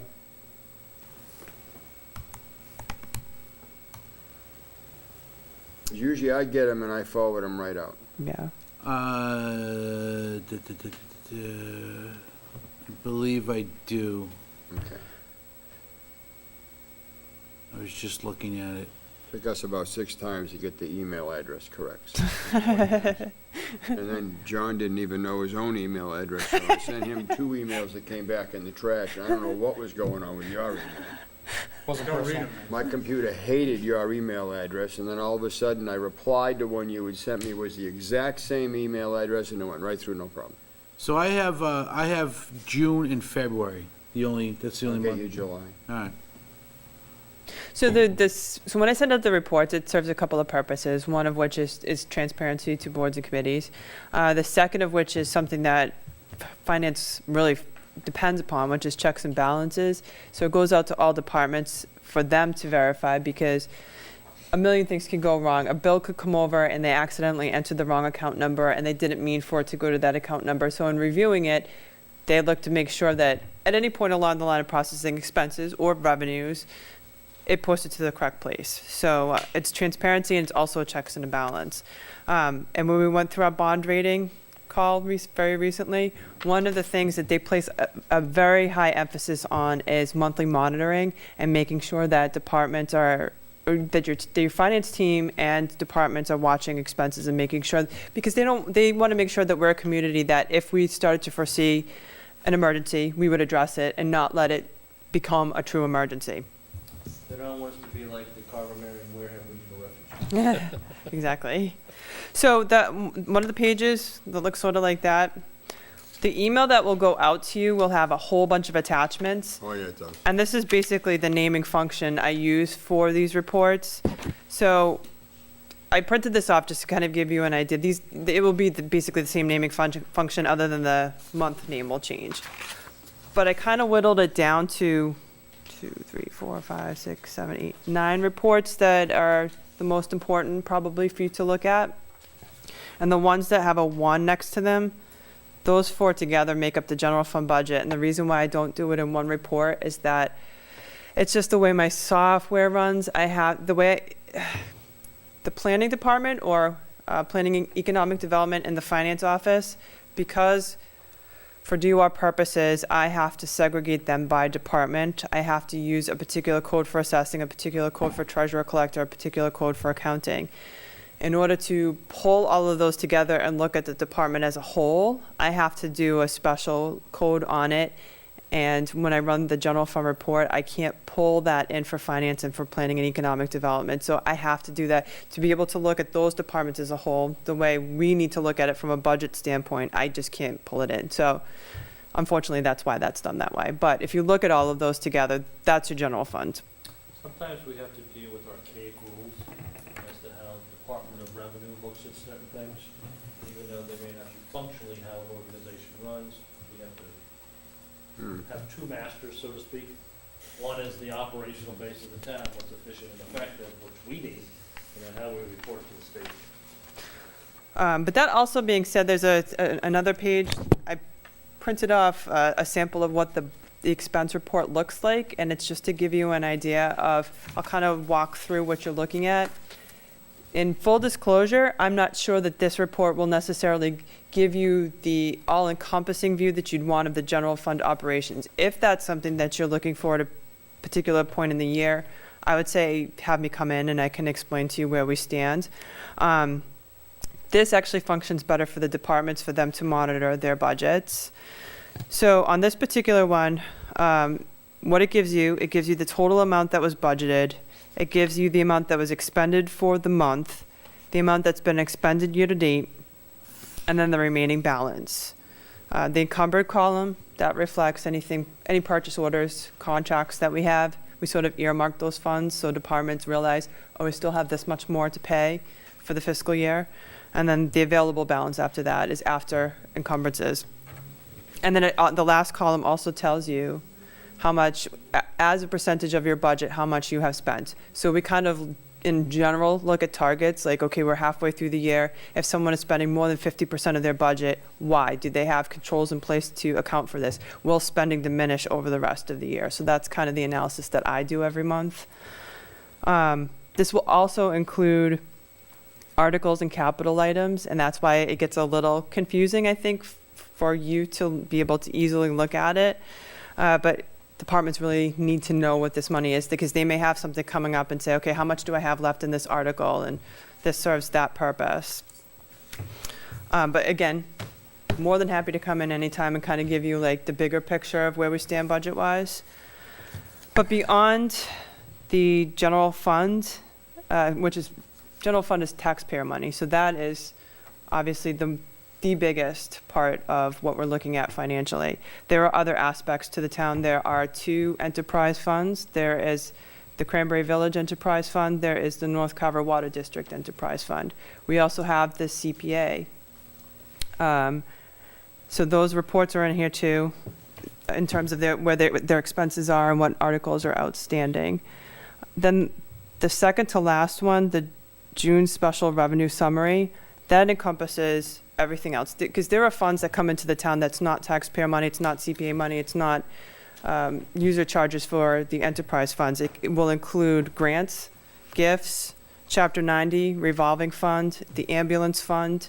So that will also give you an idea of all the other funds that are coming into the town and that are available. But very honestly, it's kind of very overwhelming. I don't know how to simplify that other than to just say, you can go into those reports, you can kind of take a look around. If you have questions, let me know. If you want me to come in, that also is okay. But that's kind of an overview of the reports. So in those reports, again, it's a lot of information, but anything that you wanted to know about the town from a budget to actual and where that stands in revenue, you should be able to find in those reports. Now, it's not going to have every individual itemized payment that's made, but it's going to have the summary. Actually, I do have the detail. I do actually send out the detail because I do it for the revenue as well, because it's very important. It really is very important for departments to be functioning as a check and a balance to me. And also, if they're reconciling, they can't reconcile if I'm just giving them the summary information. They need the detail in order to be able to reconcile. So It's a lot of information. it's a lot of information. So for anyone to say, well, it's done behind cloak and daggers and smoke-filled rooms, every month, every board member, every committee member gets all the data. It's all submitted out there. It's in a form The you can email look list at. is this big. That's right. It's huge. Yep. And That's where I got half my email contacts in the town. We're just waiting for one of these reports, and I just copy all these email addresses. It's great. There are so many reports they send on this that I can't even, I will highlight all of them and try to attach it. It will say, you can't. I have to break it down, like one chunk I attach and then another chunk I attach. That's how many reports and how much There are. information is there. Yeah. So, any questions on that? No, we're gonna involve other department heads. That's a question that I had asked Meg, what would you like to see us do as a finance committee? And you had mentioned something about some of the department heads within the town to come in and just kinda have a little session, with finance, that's where they're at and so forth and so on. You thought it was a fabulous idea, so a lot of what we're doing is with the help of Meg's guidance and at some of her suggestions, and just an effort to take a lot of this stuff that goes on social media away from it and get rid of that whole backroom idea. And That's where I learned everything that I need to know. yeah, that's pretty much where you get all you need to know. That's why it's not gonna, that's why it's out there, because everybody's so concerned, you see, that we pack the house, so. I'm sure you're going to tell everybody that too. Down in front. I'm glad you had public comment tonight. It's my 2 cents. Couple other documents that are important. Does everyone have or received a copy of the annual report? I got a few to send around. If you don't have one, I've got more in the back room. That, in essence, includes a report from every department, and it includes some of the finances in the town as well, plus the votes that happened at town meeting. Well, which one would you like us to look at? We got 16, 17? 17 for now. Could you run over and grab another 17 out front there? So that's an important document. The other is, when we have town John meeting, wrote it. we take a lot of effort and put these packets together, and I hope people will take a look at them, but this is designed for the citizen that does nothing for 364 days out of the year related to the town. And that when they come in here, that, you know, we want them to be able to kind of have something in context. Nothing in the front there? Or, There were two 2016 left. They had the paper version of 2017. Do you have it Front door? electronically? Don't worry about it. okay. Is it I available actually have electronically? that, and I have the, I Do you? have. Okay. yeah. So, I don't know the answer to that question. It should be, but I don't So yeah, know. just go to the website right now. So in here, we again give a kind of a couple-page overview, 5-6 page overview, well, I'm looking at it right now, 10-page overview of the state of the town from a financial standpoint, some of the major issues that are happening. Then we give everybody our financial management policies. We give everybody our 4-step process. We give everybody town meeting procedures, even though Mr. Bellman doesn't like those. It is there, right? And then we give an overview of the articles as well in here, with all of the exhibits that include some of the documents that you've seen tonight. So these are also very good documents for everyone to have. From there, I'm going to pass around our capital outlay plan. And the capital outlay plan is a 10-year plan that is very similar to the operational budget issue, is that we have a certain amount of money that goes into the plan every year, $2.9 million. Of that $2.9 million that you're going to see on the bottom of the page in the green column, Where they get the printer. we then subtract out of that lease payments, some other townwide items, and then our debt service. And what that leaves over is about $720,000 in FY19 to fund capital projects. And here's how we keep track of them. Here's how we program them in there. And here's what we're looking at for the next 10 years. These have been, worked with all the different departments and to identify what their needs are for infrastructure. But this is a very important document as well, because it allows people to plan and to determine when they're going to utilize their equipment, when they need new equipment as necessary. But this ties into, when we're doing our financial policies, the 10% of our revenue is what is dictating this document. From there, I'm going to pass around an organizational chart. This org chart, in essence, kind of outlines the structure we have in town government. At the very top of that org chart is the Carver taxpayers. That's who's we're working for. That's the customer. All of our boards and committees, all of our staff, we work for the Carver taxpayers. Then under there, one branch has the school committee, and another branch has the Board of Selectmen, which is pretty much what you're seeing everything on here for the Board of Selectmen. That falls into 3 or 4 main areas: public safety, which includes police, fire, and EMS and EMA. Then we have our general government, which is our finance, our planning and permitting, and our veterans. And then we have human services and culture, which is our library and COA. And then some of our shared services, which is really our director of operations and DPW crew.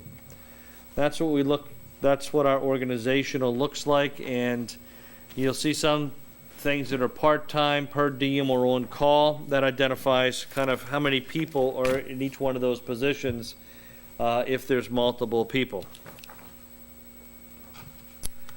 Any questions on the org chart? What was the Carver taxpayer, the other term you used for that, The customer. Customer. Customer. Yep. Could shareholder be used? We can put shareholder there, we Bill can put wants whatever his you want name there. up there. just Carver waiting for the dividend. taxpayers. You Bill guys Duggan. are- The dividends, you're here, Free cash. yeah. Presence of my company? Well, that's a good thing. That's a All right, deficit. all right, I thought that, you I'm know? looking for spendable dividend. All right, this last sheet is, again, just for full disclosure. This is, starting in 2007, trying to track what different bargaining groups or non-bargaining groups or schools were getting paid as far as a percent increase. And if you look at the left side, you'll see yeses in the first top of the four pieces. That's clerical, DPW, dispatch, police. And then if you go to the last one, non-union, those groups have all agreed to 50-50 healthcare. That hasn't been done on the teacher side. You also notice Is it, or what was it? What is it now? it's 75-25, and then new hires are 50-50.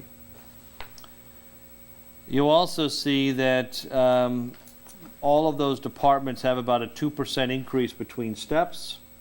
However, on the teacher side, it's 5% between steps, and then a 12.5% increase for their last step. So year over year, they have embedded in their contract, that's what the increases are, if they're growing in their steps.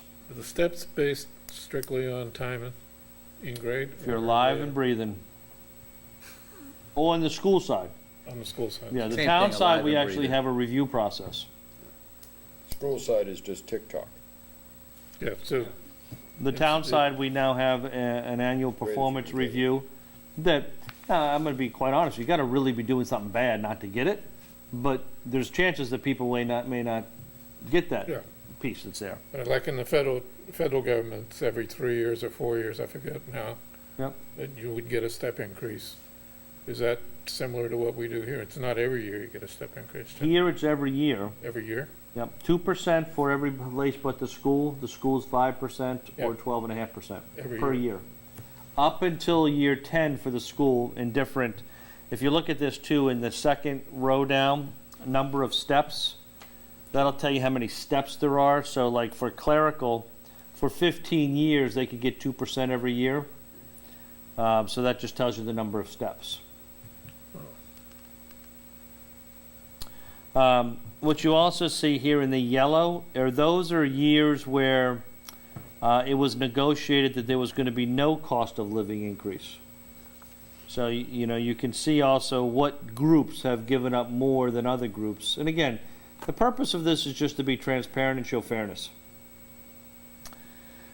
Everything on the right side of the page includes your steps plus COLA. So that, you know, in some years where people got a 2% COLA, they also had a 2% step, so they got a 4% increase that year. Or you see some of the teachers that were getting 15.5% increases that year based upon a COLA and a step, where they were sitting in the ranking.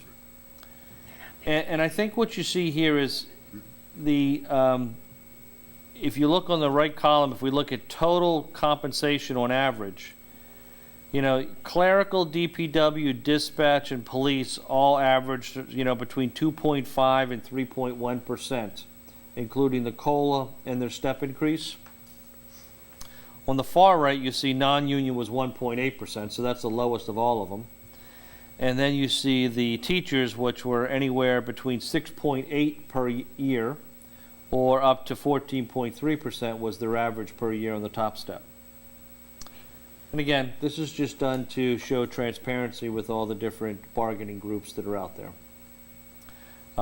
Keep in mind that, you know, our new revenue coming into the community, back to your financial forecast sheet, is, you know, around 2%.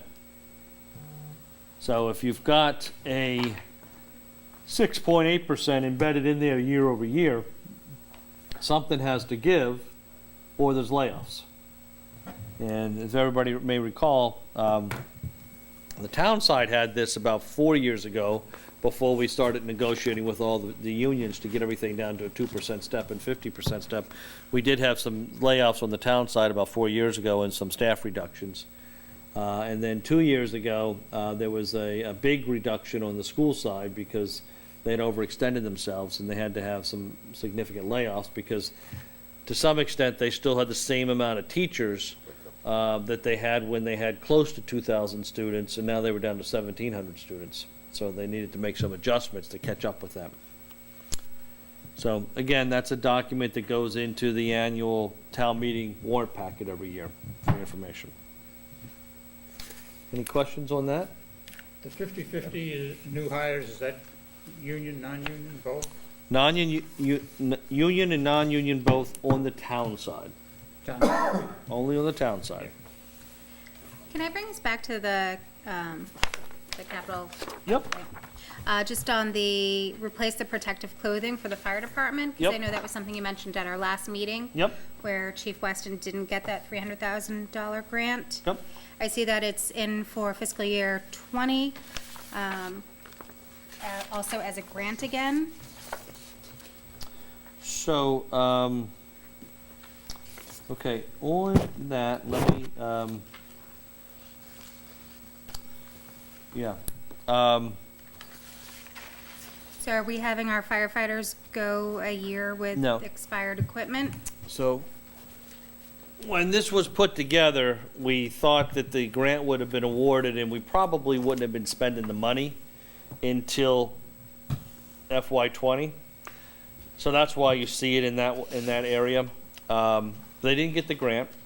Currently, right now, is that we are going to have to buy them new protective gear ASAP because all their equipment is expired. And in the next week or two, as I'm supposed to be getting the final assessment on what that cost is going to be, it's going to be several $100,000. And with that, then I'm going to be going to the Capital Outlay Committee because they have a reserve fund for emergencies like this and asking them to fund a portion of that. Prior to that, we're going to have Chief Weston and his team make a presentation to the Board of Selectmen, to the Finance Committee, and also to the Capital Outlay to explain why this is happening. I have to give them kudos. They tried and they tried and they tried to get the grant for this. They just weren't successful. But the gear is no longer qualified, which means that our officers can't take classes at the state fire academy because they don't have adequate gear. So that's why that's a priority. So we're going to be Also, I buying new think- gear soon. I also think it's a priority of keeping our firefighters safe. I mean, the carcinogens. Well, the and- gear is not gonna fail, it's just that it's out of date, but I talked with Chief Weston about this, and I talked with Deputy Chief Germain, and they said the same thing. They said, it's just because the cheese had a date on it didn't mean you couldn't eat it the following day. It's not gonna kill you. Right. But for certification purposes and for extended training, the stuff's no good. It's out of date, so therefore it's like driving on an expired license. You still know how to drive, but the license is no good. So, In addition to that, there are significant carcinogenic issues that some of the older equipment may hold some of that stuff more so than the new Yes. equipment. So the sooner we get it replaced, the there's better no for question everybody. that is the case. And Is the reason- anybody unsafe today more than they were a month ago? The answer is no. Well, But if we let I it think go, that's important that be known. It's not like, there's not an off switch on this equipment. well, It's- yeah, but it does have we're going beyond its expected life expectancy. You're right. And the caveat is that he applied for grants, but in order to apply for a grant, the equipment must be expired. So he applied for the grant 3 months before the expiration, got turned down for it, because I'm sure that there are cities and towns that are applying for grants that their stuff expired 10 years ago.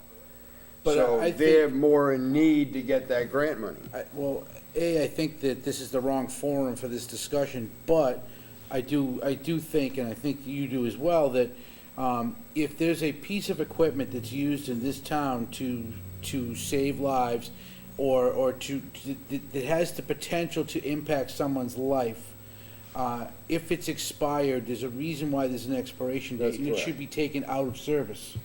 Done. Not, oh, we're gonna wait until the grant goes through. Maybe if it's taken out of out of service, then that facilitates the grant maybe a little faster. It shows the need as opposed to sitting on something that's potentially deadly. We don't know. I just wanted to Coming make from sure that Fever, this it wasn't won't- waiting won't until take it. fiscal year 20, and that, Yeah. So let me just be a little clear on this, is that we can't wait for the grant any longer, Right. because the grant's once a year. And as a result of that, like I said, in the next week or two, the chief's gonna have his final numbers for me. Then we're gonna have a meeting with the Board of Selectmen, the Finance Committee, and the Capital Outlay Committee. My goal is that, by the middle of October, if not sooner, that we'll get all the approvals for them to go forward and use the capital outlay reserve money to order the new equipment, which still takes, some time to make and to equip everybody. It's all custom, I believe. It's isn't all it? customized, yeah. And that's out of state bid list, so we don't have to go out and procure that, and we're actually getting better bids than the state bid list on that. So we're gonna try to get our people equipped as soon as possible. The moment that, even before they didn't get the grant, they started their internal review committee to go out and evaluate the different options for new equipment, and they're just completing their reports right now. So, we're not holding up the chief on anything at this point. They're putting together their final stuff, and I think everyone's intent is that we will buy that equipment as soon as we can. And we have money set aside for emergencies like this. Would have liked to have the grant, but didn't happen. well, I would love that. Yep. Is that something the free cash, when you say have this money set aside, that they could buy it, and if you apply for the grant replaces that money? So I don't know if we'll be able to apply, because we would have already purchased it by that time, so usually you can't apply for a Can't grant apply there. for it. We get caught in a window this year, and that's the problem. Once a year cycle didn't work with our equipment pieces that were coming online. But, our one-time money, our free cash has gone in to help build up our capital outlay committee reserve to do exactly what we're doing. How long does the equipment last? 10 years. 10 years? So, not to belabor this discussion, but does the town have a mechanism to maybe keep track of items in the town that may have an expiration date, if you will? And this is one of those examples that we missed the window. Maybe if we had a way of tracking this, and I hate to bring more process into the equation, but if there was a process, and now that everything's automated, maybe we have a process that brings up an alert that we're 6 months, a year away from, potential expiration on something. So the answer to your question is yes, and yes, and yes, and let me go over each one of those. Particularly on this product, the chief has had it in his capital plan every year. And in his capital plan, he says, I need to alert everybody, I need this equipment, but I want to try to get a grant. Next year, I want to try to get the grant. And this is my final year of trying to get the grant because I'm so close to the window. Being off by 2 months, 3 months wasn't the only reason we didn't get it, And if we had put it in the capital plan as an expenditure, then that would have meant something else we couldn't have bought last year. That's why we set up that reserve component that's in there. What we have purchased is for all our new buildings, we purchased a new software system called School Dude. And School Dude is an infrastructure program that every component in the building is tied into that. So that as you're going through, when filters need to be changed, you have an inventory of what the filters are and where the filters are that need to be changed. When you have a water pump that's coming up to its useful life, it flags you where that is. When you have a roof coming up, it flags you where that is. So we actually have spent a lot of money, a lot of it with grant money this past year, of inventorying all of our buildings, with the exception of our existing police station, because that's coming down, and our old school that we tore down, so that's going to help on that issue. Now, the third item that I'm mentioning is that we also have really good mechanics and people. So where we're able to keep things running, and sometimes I say with duct tape and bubble gum, we do. And we've had a couple of pickup trucks that we've been using for the school and for town hall for all the maintenance workers. We have an old dump that we've been using as a spare dump. We have a our clam truck out back that does the catch basins and pulls the stuff out of there. Those are all old vehicles that are beyond its useful life, but we've been keeping them going. Well, they just got inspected, and I just found out about this last week. They got inspected last week, and actually it was Monday this week. And those 5 trucks that I mentioned are no longer passing the state test. The frames have rotted out to a point that the state inspections, I just can't approve these anymore. So now I'm working with our team to go through and identify which ones we need to replace, which ones we need to replace before the winter, and which ones we're just going to take offline because the spare's not there, and then move other vehicles around for that. So, you know, we always try to maintain some excess capacity so we can do some of this stuff.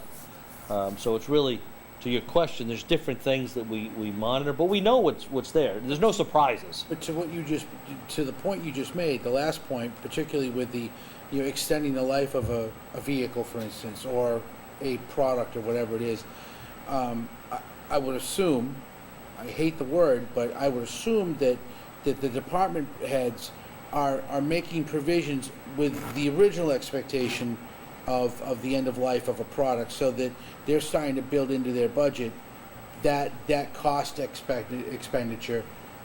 It just gets prolonged, so maybe they collect interest on that they've had in their budget, knowing that product is going to have to be replaced. Uh-huh. I'll give you an example, and you may remember this conversation, is that we had the DPW front-end loader. Oh, I remember this conversation. Okay. So the front-end loader, they were maintaining it very well. The thing was structurally sound, but the computer, you couldn't replace it anymore. And every once in a while, the computer would, short out, have a loose connection. And they kept it going year after year. And we had set aside money in our capital reserve fund that should that go anytime mid-year, we could do that. And finally, last year, they said, we can't do it anymore. So that got put into the budget, and we funded it, and we bought it now. So then they have a new one. So the answer is yes, we're taking care of those, but we also have a fund that when it does die, that we can solve it. And that's kind of what I'm trying to say, is that we would be negligent if we didn't have a fund to solve it.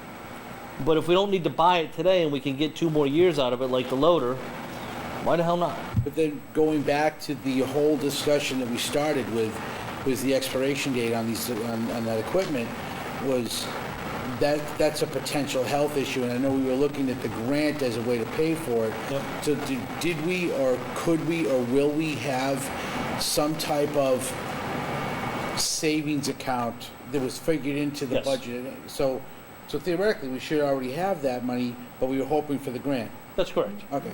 Yeah, no, we have the money in the capital reserve for that particular item. Okay. So, and again, because that's a couple $100,000, I'm just not going to take it out of the account, which technically we can, is that we'll come and update the 3 main boards as to, what it is, and here's the funding, and this is what we're going to do. And so there's disclosure on that. So, I guess that's where I just want to end this conversation, is that we're aware of what's happening, and, like the loader, is we got a few more years out of it. And everybody was happy with that. But we had a safety measure, we had a relief valve if it didn't work. Mm-hmm. And so anyway, that's kind of the net sum of all this, I think. If that helps. Thank you. Yep. So the last document I sent off just came off the presses about 2 hours ago. So we're going out right now for $11.8 million in bonds. Police station? It's for police station, 4.9 for the police station. It's for the middle high school, roof, doors, and windows. We did that on a band before, so now we got to turn that into permanent financing. The $1.1 million for the library, and then the $2.95 million, $2.925 million for the track and field, but that gets paid for out of CPC funds. That doesn't come out of tax revenue, but that's built into this bond as well. So that's what's going out right now, and our finance team and our financial advisor, we had a conference call with S&P, Standard & Poor's, last week to go over the town's rating. And, I'm just going to jump through this and go over a couple key things. They have affirmed that our long-term rating is AA stable. They thought that that's where the town needs to be at this time. If you look at the bullets down below, you've got strong economy, strong management with good financial policies and practices under the financial management. You right there? Strong budget. This is like the audit. We don't get to write these. We can debate, but we don't get to write them.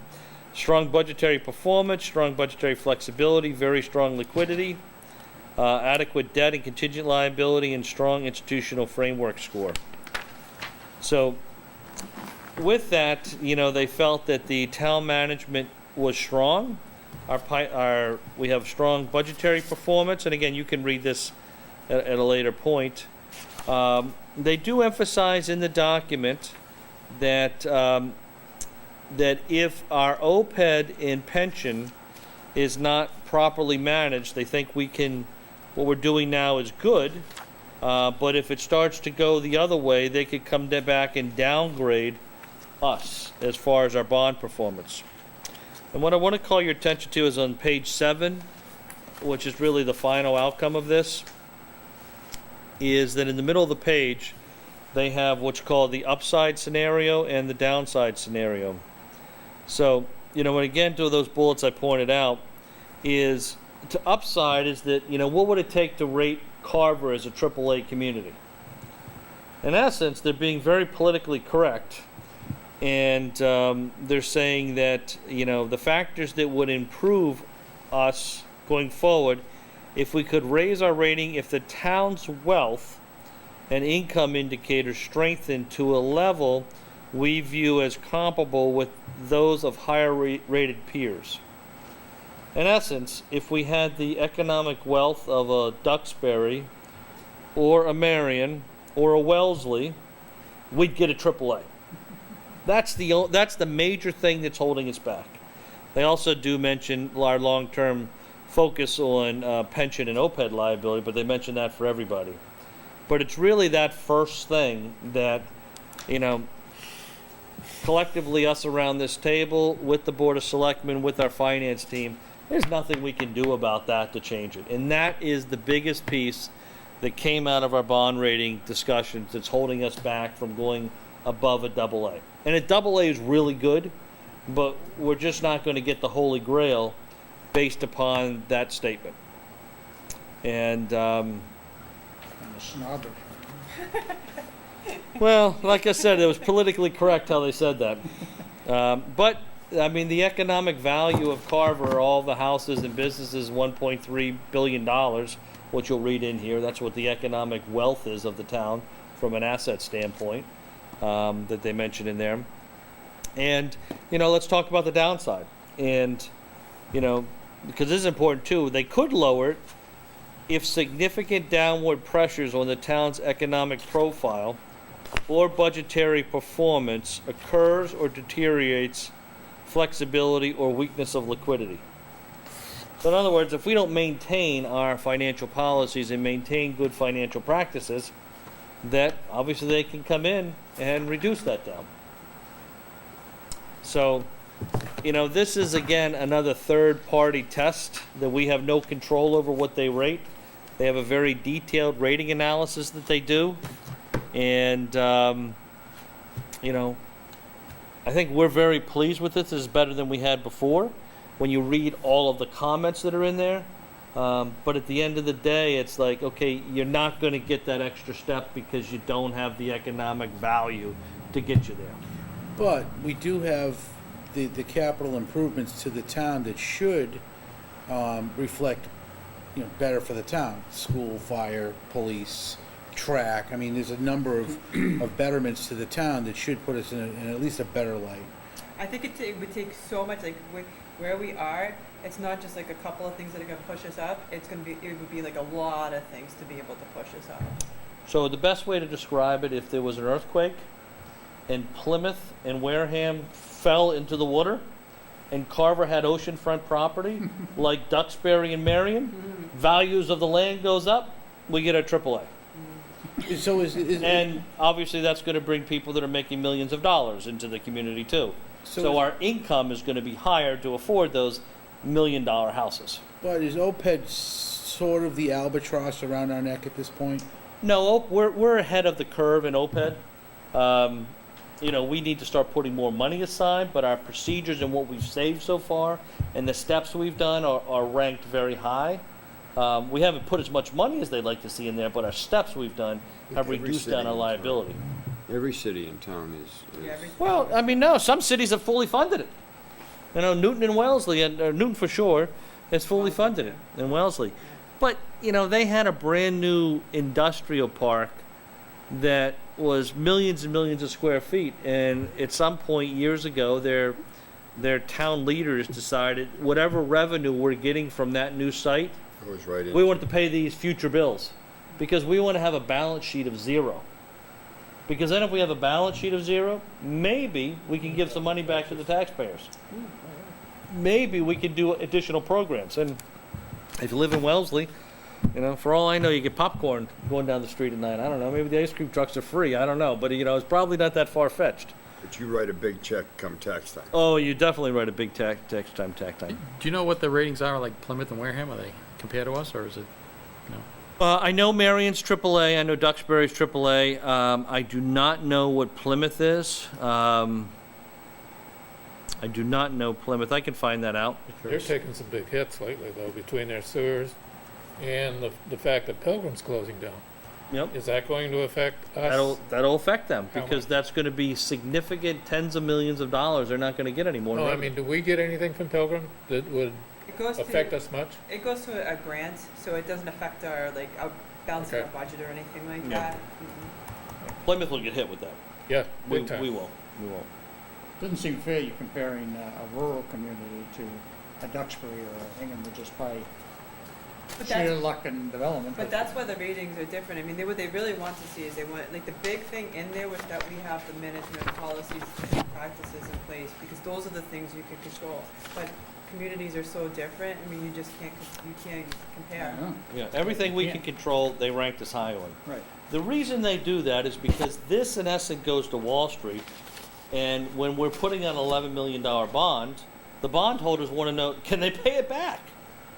Now, That's again, right. if we're, you know, some central U.S. small town with a one industry business that all of a sudden failed, you can raise taxes all you want, but people can't pay them, which means you can't pay back your bonds, which means the town or the community goes bankrupt. So that's why that, you know, if you have oceanfront property, there's only so much oceanfront property you can charge a premium for that no matter what. So that's why those towns benefit. You know, Carver, if we were, you know, if this was back 30 years ago when we were all dependent upon the cranberry business, and the cranberry business was going through what we were going right now, you'd have a lot of people that couldn't pay their taxes Right. because they weren't making that. So then you'd get a lower bond rating because you wouldn't be able to assure Wall Street that you could actually maintain your payments. See, but for us, I mean, the AA is really good. Don't get me wrong. You know, my guess is when we look, if I look at Wareham, that you might be a B plus or an A minus. I mean, we also don't have like big box retail or any like tons of commercial areas either. That also is a factor as well. But they were very interested in our solar stuff, which brings me up my last thing, because I know the hours are getting late. And Alan's just not keeping to his 1 hour meeting, but we can talk about that later. Is that at the next selectmen's meeting, we're putting together 2 task force. One of them that's relevant to this is an economic development task force for new and renewable energy. And we're anticipating that there's going to be some significant new solar projects that are in the pipeline. We know they're in the pipeline, as well as battery storage facilities.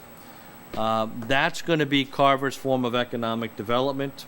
And what we're going to ask this group to do is to look at changes in the marketplace, including demand and technology advances, for them to discuss the economic benefits that the town of Carver benefits from the funds that funds our schools and local government, explore what the issues exist with current regulations, develop solutions to fix issues, and respond to changing marketplaces that support economic growth for the town, while balancing the possible impacts to neighboring houses, if any, in a fair and responsible way. So what needs to be done is some of our solar bylaws need to have some slight tweaks done to them compared to when they were developed 5 years ago.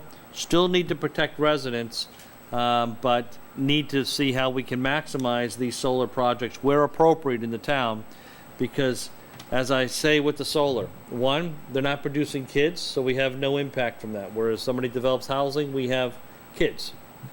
Second, they're not going to the library and taking out books from a solar field. All we're getting is pure revenue. And thirdly, we don't have to send the police down there for someone with a DUI, or Tom going down there with the ambulance, because no one's breathing on the solar projects. So they really turn into pure economic development for the town. And I need a group of people that we're putting together to kind of go through and analyze that and make a recommendation to town meeting that's a broad spectrum of people that are involved in that. And Do you foresee any of these cranberry fields becoming solar farms? Yeah, I do. Based on the fact that the way the industry's going right now? Yep, I do.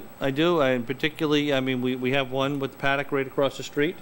And I think, in many cases, we probably prefer some of the upland bogs to turn into solar before they turn into residential subdivisions. Because the residential subdivision is going to have the impacts. Not that we want to slow down residential development, but we want steady residential development, but we want to have the solar to help pay for that. So what we're doing is I've got 11 committees in town, and I'm going to pull somebody from every one of the committees. So I've asked Alan, I don't know if I've asked you yet, but anyway, I put you on here, whether I didn't ask you or not, to represent the Finance Committee. And like I said, I've got 10 other committees in town that we're going to ask somebody from each one of these committees to come in and actually be part of this task force to look at it and come back with a recommendation. And therefore, we have broad support or broad diversity looking at it from different perspectives to come back and make recommendation to town meeting.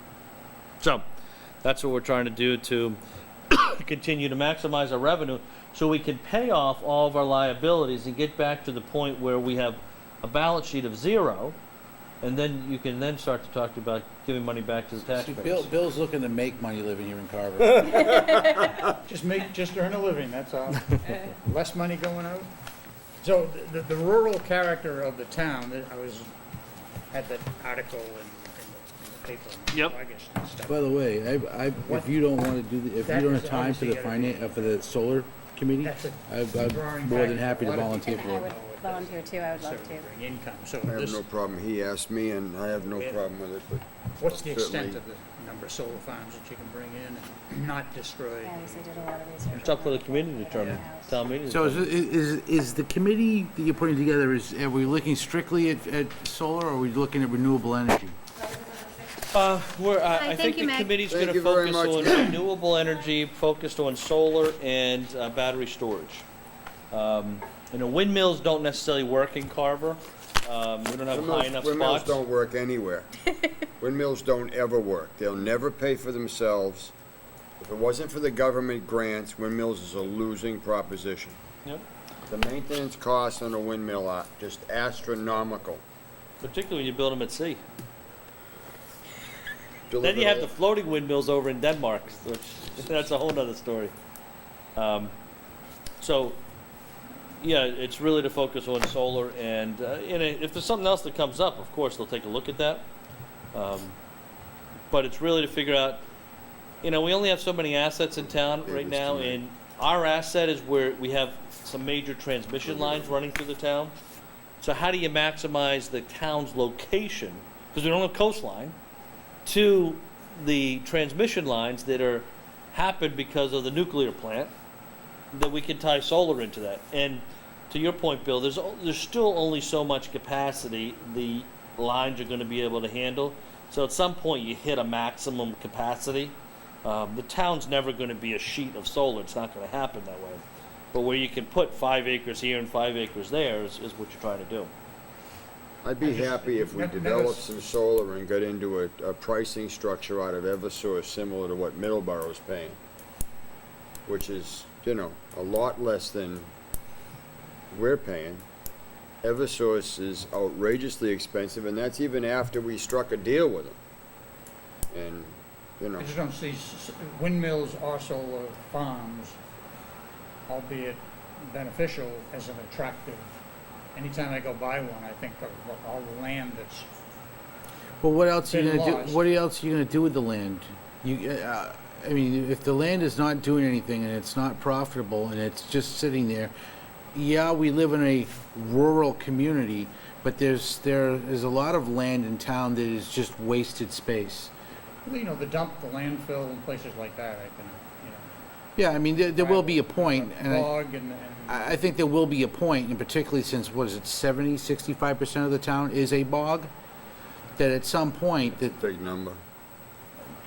that's a lot of land that could be either used profitably or renewable energy to get away from our dependent on other energies. Have you, I wonder about the amount of energy it takes to create the windmill or the solar panels, to transport them to the site, to set them up and to maintain them over the lifespan. That's a short-term cost. Yeah, but they're not gonna last, but They do have a long life 20 years. expectancy, but there's the upfront cost for the purchase and the installation. yeah. Um, But the energy you're consuming. The maintenance it- costs are crazy. For a windmill. Oh, For yeah. solar, you know, No, the less so. maintenance costs are much And less. then the for solar at the end of 20, and sometimes they'll go 25 years, then they just replace, they have the grid, all they gotta do is get new panels to pop in there. I think the other piece, and this may help you with, under the new state SMART program, is that you get disincentives, as I understand it, if you like cut down a forest and plant them. But you get incentives if you put them on a roof or on a carport. You also get incentives if you can have a dual use. So one of the things they're looking at is if they put solar up 15 feet off of, say, a cranberry bog, does that now allow you to then farm the cranberry bog? So now you got two uses on the same thing, so you get bonus for that. But again, tearing down forests, you'd get a negative thing that isn't going to make it as cost beneficial to do it that way. Yeah, the benefit of the forest, ecologically, is gotta be weighed in. How come they weren't put on the school? I mean, it seemed like a new school, having solar panels or Wasn't there- windmills There was in a discussion education. on that, Yeah, wasn't there? we had a No. lot of discussion on that, and we went through the economics of that, and the cost to upgrade the steel structure to hold the weight of the solar The new school. with the wind shear, the benefit wasn't there to actually do it. It's the same thing in the fire. Municipality, there's no We went through incentive that for in the fire, too. municipality to do it, is what Right. I was told. And there's less of a municipality. Now, if I'm doing a Amazon building, and I've got acres and acres of flat roof, it makes sense to do it on that. But we had roofs that are coming Yeah. around here, it's too small, it's not enough mass to do it. And we even looked at it for the middle high school too, but again, you get into structural issues that are there. Would be nice if we had that Amazon building in Carver. How about the Marijuana growing farm. facility up there? All right, we're getting away from it here. We still got minutes to do tonight. Yes. Those topics unexpectedly. We talked about weed, Unexpected all of a sudden, topics, yeah, boom, no. subject Not changed. reasonably Not at all, not at all. It is a high profit industry right now. It is, but it is not the fix-all to everything, and Nothing is. that's what I'm concerned with. The big Amazon you building and marijuana thing is gonna be like we hit the lottery, and it's not. No, none of it It's is gonna a be big fix-all. businesses that control small towns, and that's Yeah. what I'd like to see avoided also. So That's this, why I'm going solar and batteries. this controlled growth is a good Use solar idea. to grow the weed. There you go. On that note, motion to approve minutes from I second. Can we at least look July at them? 12th? Can you look at them first? I read them already. I'll take a motion on the July 12th. Second. John made the motion, I seconded several times. Motion made and seconded. Any discussion? All those in favor? Aye. Aye. Opposed? Carried. For the August 2nd Make a meeting, motion to approve the minutes for August 2nd. I second. Second. made and seconded. Any discussion? All those in favor? Aye. Opposed? Take a motion to adjourn. I make a motion to adjourn. Second, third, fourth, fifth. Although, any discussion? Yeah, let's see if we can beat Mike out of the In parking lot. favor? All those in favor? Aye. Opposed? Thank you, good night.